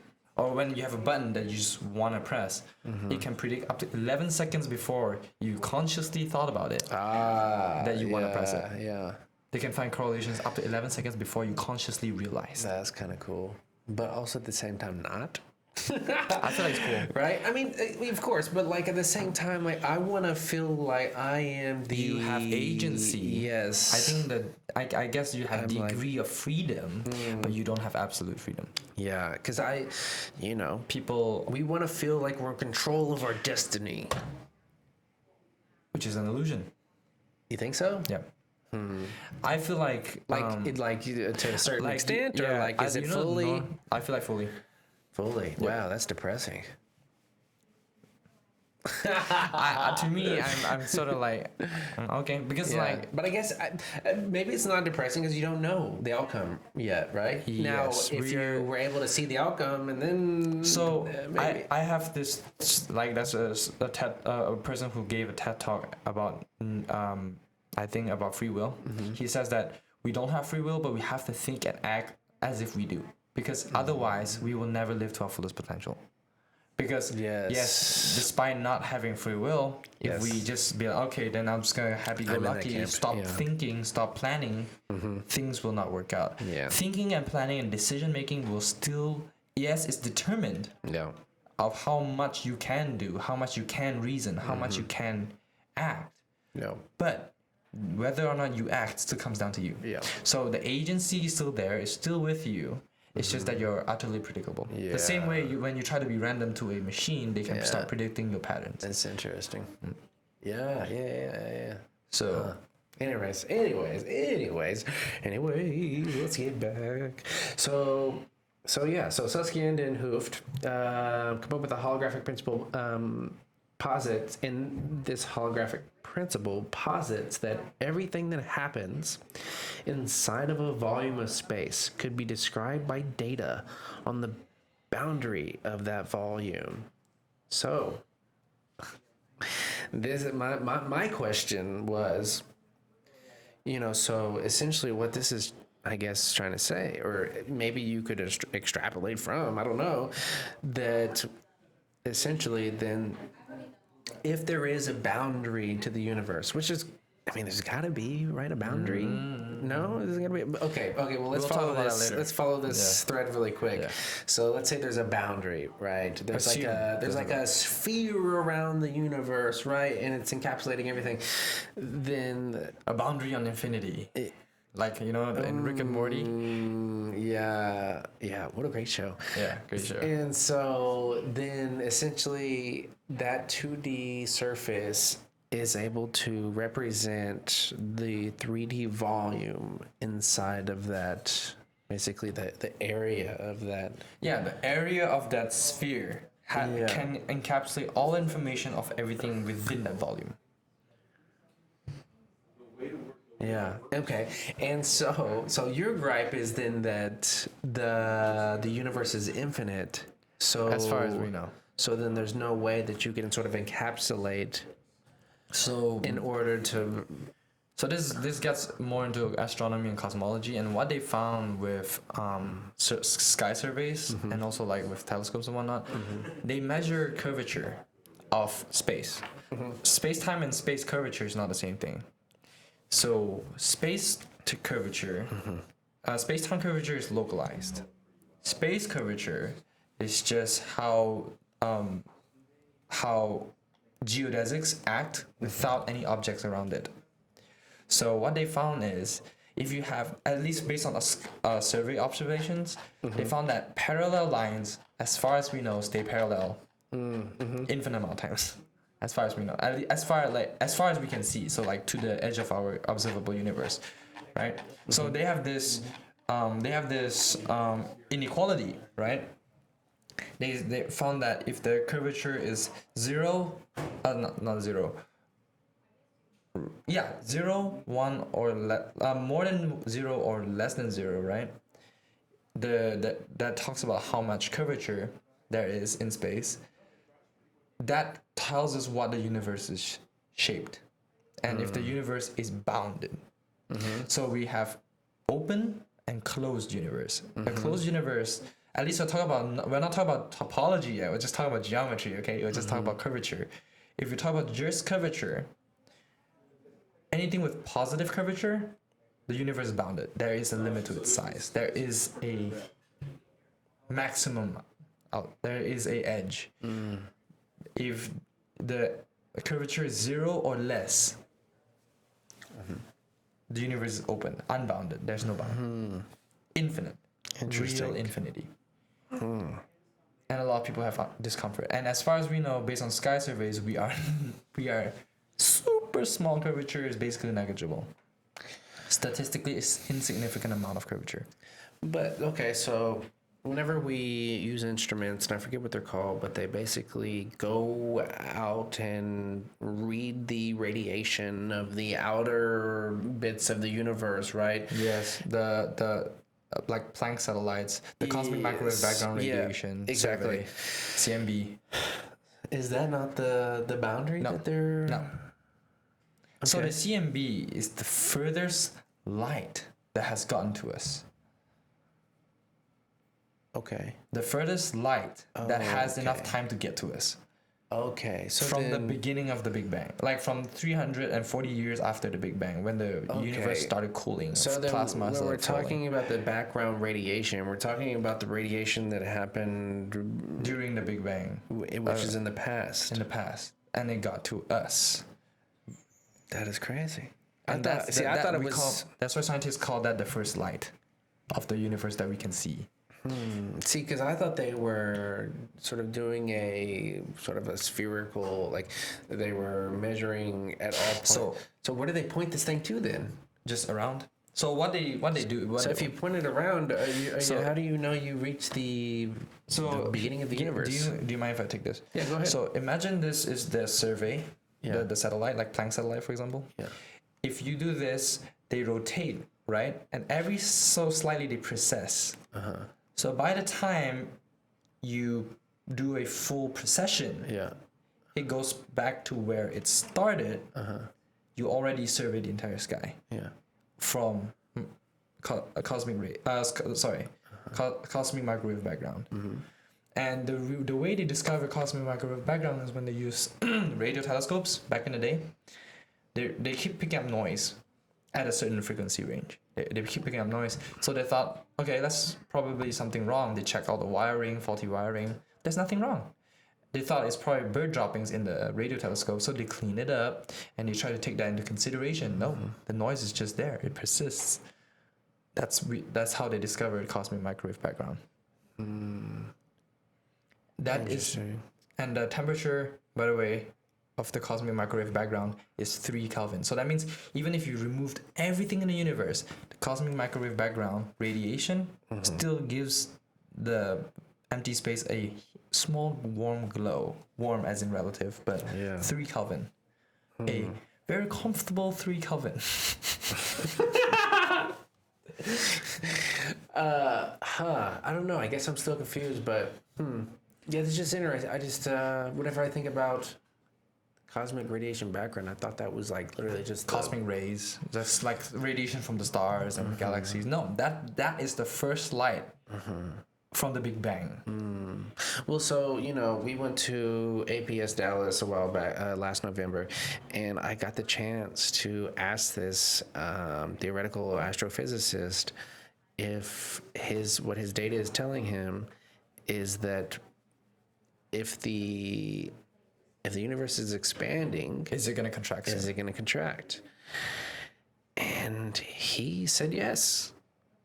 Here's the thing about that, though. There's a lot of different. That's the best part about scientific consensus is because so many people are doing the experiments in different parts of the world with different equipments. That's how we tell if something is true, with different models, obviously. But I feel like I'm excited to hear from that professor, and I hope that someday he can come to the talk to tell us about his research. Because if the universe does go back to a big crunch, we are cooked. Yeah. I mean, either we're cooked, but at least we're not cooked. We're lit. Yeah. Well, I don't How know do how we that- escape that? We can't. We can't. Well, then what's the point? No, that goes into some philosophical gripe. But yeah. Okay, so let's keep moving on. So Also, this makes me think that the next episode should be cosmology. oh, okay, I'm down. Down? I'm down. Let's go. Okay. And we gotta change up our high five, dude. I think it's so. Here's my favorite. So Alright. so give me a hand. So this is the Hispanic way, right? So boom, boom. I love that. Okay, we It's can like do simple and chill. Okay, I'm done. I love that. Okay, cool. Bet. Okay, so we've arrived at one of the most profound problems at the intersection of information theory and physics called the black hole information paradox. So let's unpack it. Hawking's calculation of black hole radiation in the 1970s led to a worrying scenario. If a black hole evaporates via Hawking radiation, what happens to all the information that fell into it? Hawking found that the radiation is thermal, carrying almost no information about the black hole's interior or what it formed. If a black hole completely evaporates, naively it seems that all those bits of information also evaporates, and so essentially you're losing information is disappearing, right? But in quantum physics there is a sacred rule: information cannot be destroyed. And so more formally, quantum mechanics is unitary. The wave function evolution is reversible, and you can in principle recover the past from the present state. Losing information would be like a quantum process that isn't reversible, which quantum theory forbids, hence a paradox. General relativity and Hawking's semi-classical reasoning implied information could vanish, while quantum theory insists that cannot happen. I think that's just because we're obsessed with the idea of quantization. Oh, okay. I feel like so if you guys didn't know, Hawking radiation is inversely proportional to the energy or wavelength of the Hawking radiation is directly proportional to the wave. Oh, no, I'm messing it up. Sorry, my bad. So the energy is inversely proportional while the wavelength is directly proportional to the diameter of the Schwarzschild radius. So if the larger the black hole, the colder the Hawking radiation is. So if everything is truly quantized, then black holes should be emitting in chunks of energy. But is it more of a constant hum that gets hotter and hotter as it shrinks, or is it quantized particles actually just popping out? You get what I mean? That's the question I'm thinking, because if we are assuming that the actual singular particles popping out of each Planck area, then sure, and information might be lost. Yeah, I think I'm gonna have to go to this paper that I was looking up earlier. There is a recent paper that claims to solve the information paradox, but that's... Have you seen that one? I think essentially... Sorry, say that again? Have you seen the recent paper that claims that they solved the information paradox? No, I don't think so. Paper So, okay. 3 decades of scattered inside, information. Okay, yeah, so here we go. So this is apparently the, I think the most up-to-date, whoops, is that, imagine the boundary? Sorry.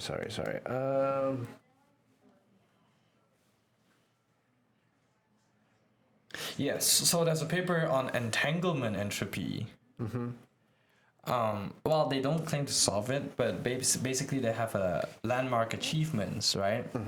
That sheds light to the information paradox by using something called entanglement entropy.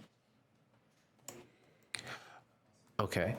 Oh, yeah, but that goes into string theory, and you don't like string theory, I thought. Entanglement entropy does not go into string theory. Oh, I thought any type of entanglement was correlated with string theory. No, entanglement is a quantum property. It is nothing to do with string theory. Oh, okay. Yes. I thought that. So, okay. yeah. My bad. So basically, what they found was that the math for entanglement and wormholes is very similar, and that they think information can tunnel through a black hole's what's it called? Surface.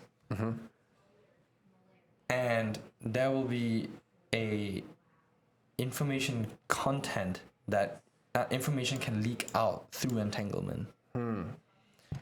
They call it the page curve, which is when a black hole releases radiation, the radiation and the black hole should be quantum mechanically linked. The total amount of connection is called the entanglement entropy, according to Stephen Hawking's original calculation. This quantity keeps rising until the black hole dies. But if the information gets out, the entanglement entropy should instead follow the page curve. Yes, I was looking this page curve up earlier because I was like, "What the heck is a page curve?" So that's what I was talking about. Because there's page. There's like two different. There's a page curve and a page something.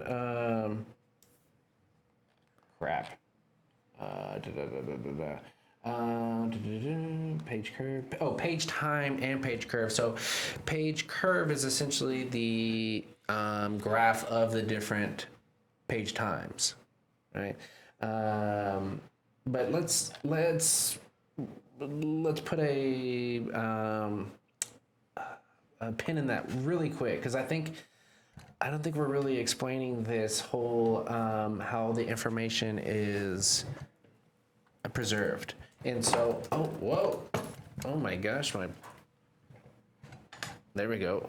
I don't know what happened there. I got a bit too excited there. I'm playing with my mic too much. And so, so my question was, because I don't know, I was really confused. Like how is the information not being lost, but somehow it's sort of radiating back out in some way. So I asked, like, so are we saying the information is compressed in a way? And so because it's compressed, it can feel like some info is lost. And so it says, when we say information is preserved, we mean unitary is intact. the full quantum state of black Unitarity. hole, unitarity is intact. The full quantum state of black hole plus radiation is still pure. But from a semi-classical coarse-grained view, the radiation looks thermal, as if all the micro details were lost. That's why it feels like destruction. And so what's really happening, according to modern consensus apparently? So compression / scrambling. The detailed quantum information about what fell in gets hugely scrambled into correlations among the outgoing Hawking quanta. Think of it like taking a novel, running it through the world's nastiest cipher, and scattering the letters across millions of radiation photons. And so why it feels like loss. If you only look at a small sample of the radiation, or you ignore the correlation, so the fine print, you only see random noise. That's equivalent to tracing over most of the system, which mathematically produces a thermal mixed state. From that perspective, it looks like the information is gone, but in principle, recoverable. If you could collect all the radiation and decode the correlations, you could reconstruct the original state. And Theoretically. So That's what I was talking about. Intuitively, it's like shredding a book and mixing the strips into a huge vat of confetti. And then if you just grab a handful, it looks like nonsense. The information feels lost. But if you gather every last shred and carefully piece them together, the story is still there. The black hole is the shredder. Hawking radiation is the confetti. The universe's best shredder. Yeah. So if you have a secret on your laptop, throw it in a black hole. No one can find it. Yeah. So, so let's explain this page time, I guess. So page time, roughly halfway through a black hole's evaporation. So it's the time it takes to go through the process of half of it being evaporated, right? So it's the point where the entropy of the emitted Hawking radiation reaches a maximum. After this moment, the black hole has lost about half its entropy / mass, and the radiation starts remembering what fell in. That is weird. And that's when, at least theoretically, an extremal surface starts forming from the inside out. Interesting. And so the page curve, this is the full graph of the entanglement entropy of Hawking radiation versus time. And so that's what we were just talking about a minute ago. And so page time equals the instant the glass is exactly half full. Page curve is the whole trajectory of the water level from empty to full. Does this graphic help you? No. So this is the page curve, right? The entanglement entropy. Okay. Right?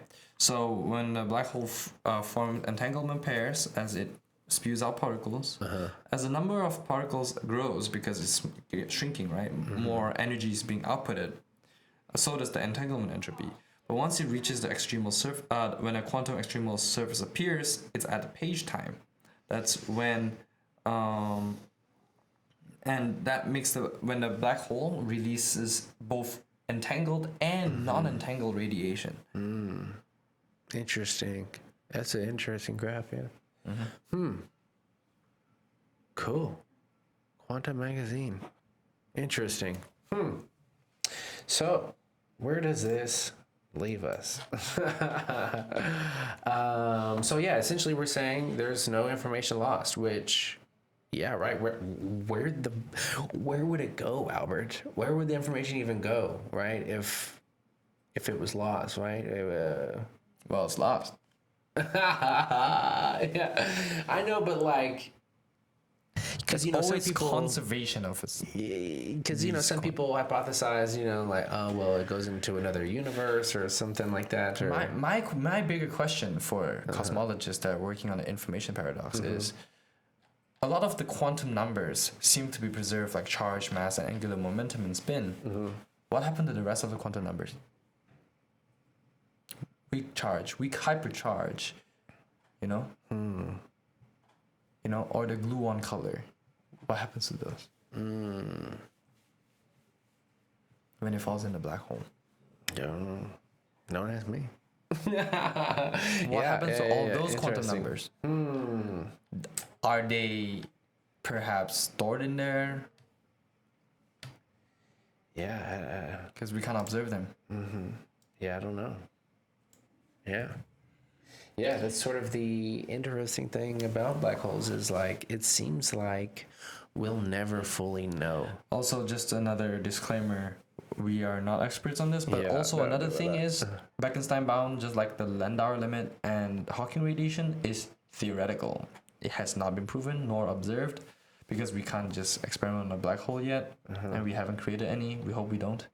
And there is one interesting idea though, which is we in one of the talks, like the one me and Levi gave, we talked about analog black holes, where they use supersonic fluids, fluid flow, and also subsonic fluid flow to simulate an event horizon, but for sound. And they observed phonons or sound particles popping out of the event horizon in a similar fashion to Hawking radiation. So they make sonic black holes and they observe sonic Hawking radiation.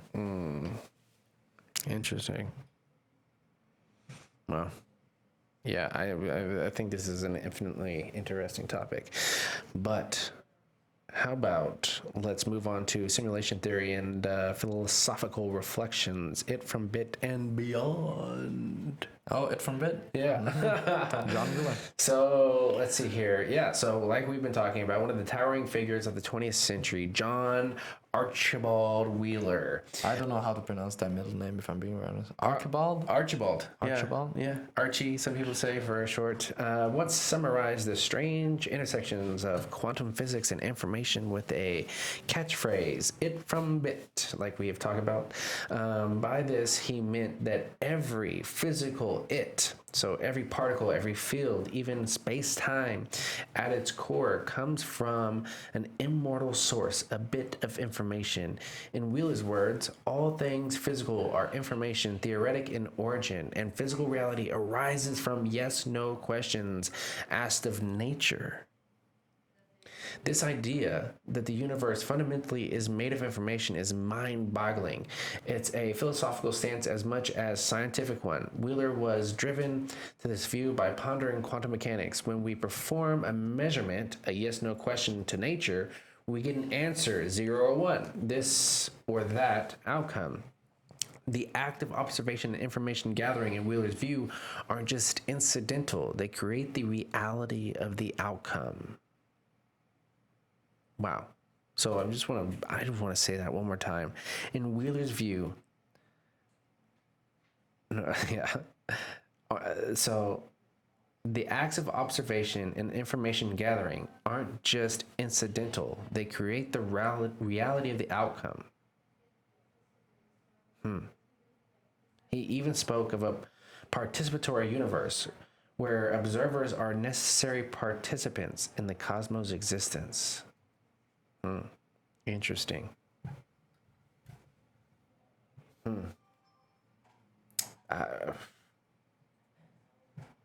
Interesting.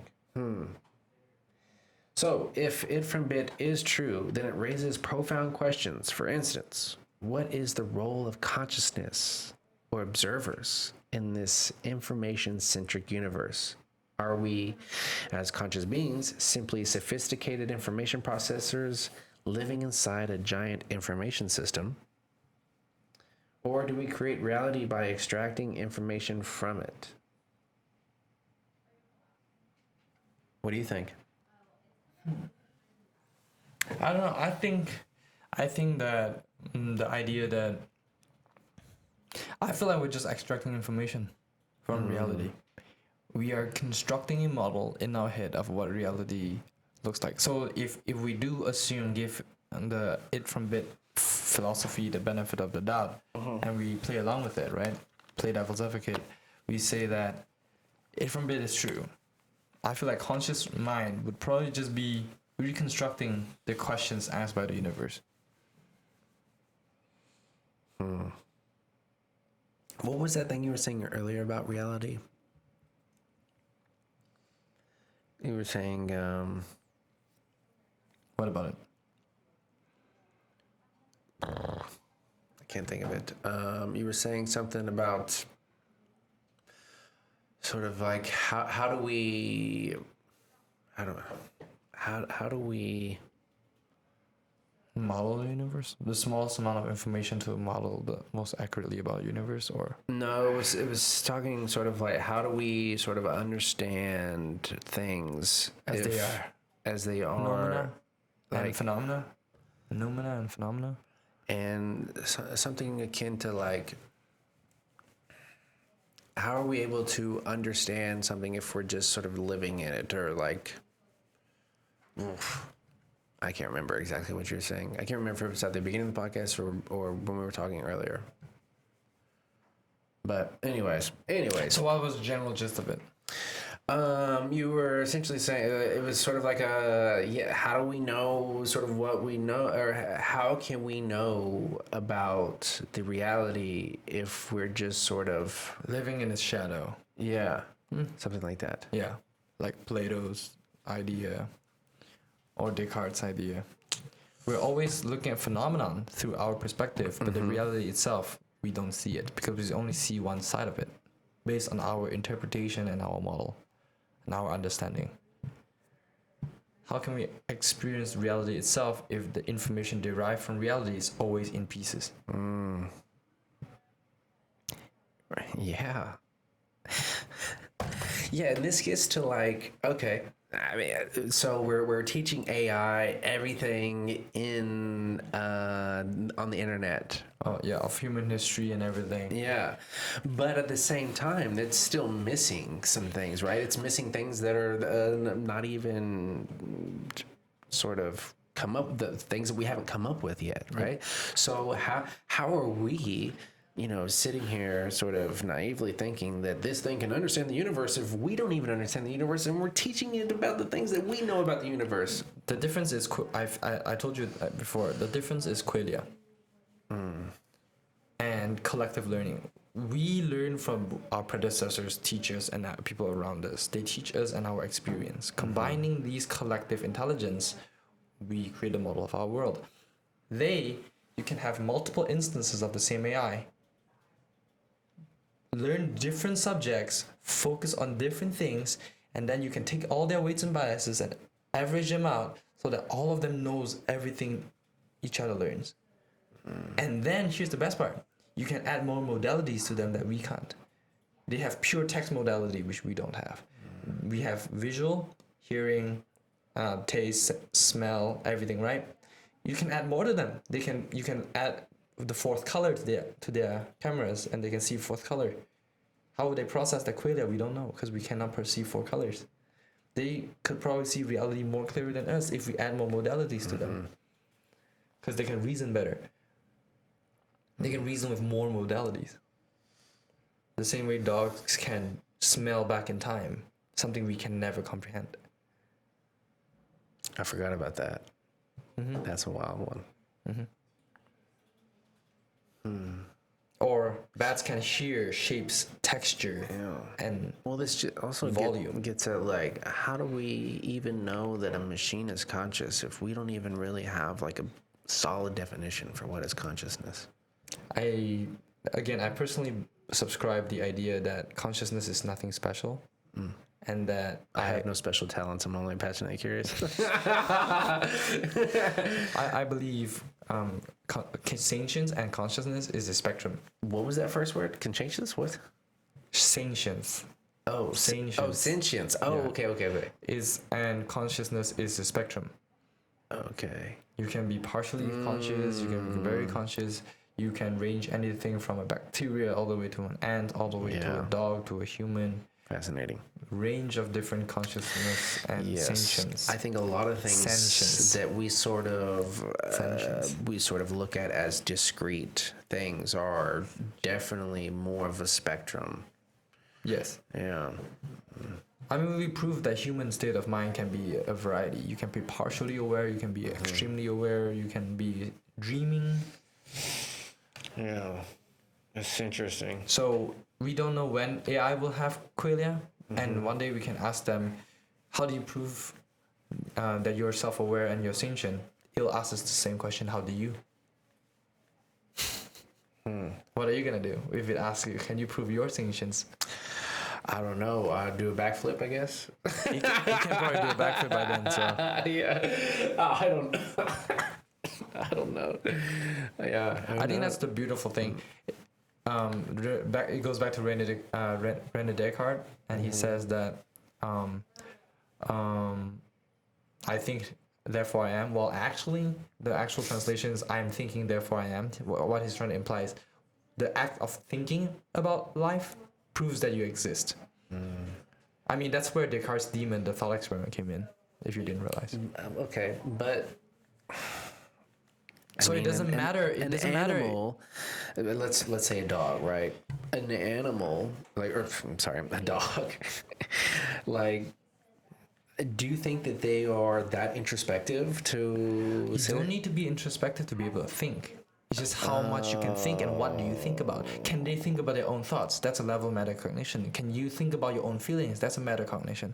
Thinking about thinking is metacognition. But what about cognition itself? The point is, if you have cognition, you exist. That's what he's trying to say. But is knowing that you're hurt the same thing as thinking about you being hurt? Well, you first need to know to think about it. Yeah, I guess so. Yeah. Right? Sorry, this is Jupiter Brain, dude. Chill out. Yeah. So the bigger question is, how do we quantify metacognition and cognition? Right? Just because someone doesn't think about their own thoughts often doesn't mean they're not there. You know? Someone's asleep. They have no signs of other sentient, intelligent behaviors. Doesn't mean they're not there. They're just asleep. They're probably awake in a dream. So I feel like this is very interesting, is that René Descartes' cogito ergo sum, or I'm thinking therefore I am, really summarizes our true ideas of existence, is that we are only sure about our own existence. Doesn't matter if we're awake, doesn't matter if we're simulated, doesn't matter if we're physical, or doesn't matter if we're dreaming or in a coma right now going through a flashback. What we can truly know and lie in comfort is that we know we exist. Doesn't matter if it's simulacra or physical, we exist. Yeah. I almost want to end it there, but I don't know. Maybe we should start wrapping it up, though. Yep, for sure. Interesting. Before we wrap it up, I do also want to say information theory isn't just physics. There's a bunch of different applications for information theory. For example, like we said, in linguistics, cognitive science, in neuroscience and biology. For example, bioinformatics and computational biology, and even multiomics like genomics, epigenetics, or proteomics and metabolomics. These are information theory applied to other fields. They label these informations, these structures. For example, have you heard of spatial transcriptomics? Or spatial something.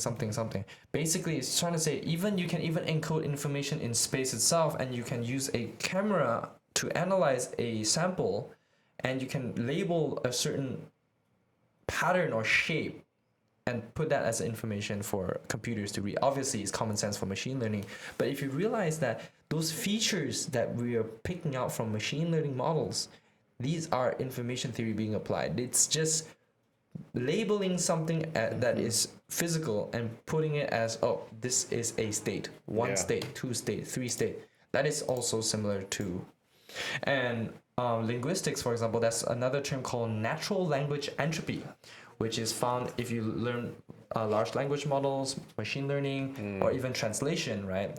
The natural language entropy says that there is always a minimum amount of information lost when you try to explain information or communicate to someone, because of every word's vagueness, how vague a word is, and how many interchangeable words there are, and how it's used slightly differently from people to people. Yeah. Natural language entropy. Well, and that gets into is there enough information compressed in language so that you can teach a machine about the world? The way we know, and our modern medicine is being improved today thanks to genomics, multiomics, epigenetics, and blah blah blah, so on and so forth, in multiomics, bioinformatics, and so on and so forth, is thanks to information theory. Even cognitive sciences, neuroscience, and linguistics, and our large language model the tokenization process is information theory. Yeah, and language is one of the best compressing methods. Information compressing methods, yeah. Out there. Yeah. Yeah, I would love to dive more into that, Linguistics. right? Like linguistics and yeah. Next episode we do cosmology. The Yeah. episode after linguistics. How about that? Okay, I'm down. I'm down to do linguistics. I'm very interested in linguistics. We can even talk about orthography, the different writing systems, how some languages don't have orthography, how not phenomenology, study of phonemes, which is sound chunks, the minimum amount of chunks to make a sound have meaning. Yeah. You know, I wonder if my girlfriend would want to come on the podcast About- during the linguistics. I think that would be great. She's got a master's in rhetoric. Yeah, I think that would be awesome. Yeah. I mean, are we That'd talking? be cool. Yeah. That would be awesome. Yeah. Interesting. Well, yeah. Okay. Cosmology. Yeah, I mean, there's so many things to talk about cosmology. But anyways, so let's try to wrap this up. So what do you think, Albert? What we talked about today, you think that would be a good enough sort of outline for a talk? Maybe add a little bit Spice more in to it. the end, like a little bit of simulation theory at the end, and I feel like we can wrap out the way we did today. okay. On that day. So we cover everything basically we did today, but in a shorter form. Yep. Okay. Yeah. Because if you notice my talks, I usually end it with quotes and whatnot. Because I like my lessons to be entertaining and also poetic Yeah. and informative. Yeah, it's a way for us to be creative, right? Let's Creative. Yep. Einstein says, we don't know if Einstein actually said that, but allegedly there's a quote by Einstein that says, creativity is just intelligence having fun. I like that. Yeah. I like that. Well, then on that note,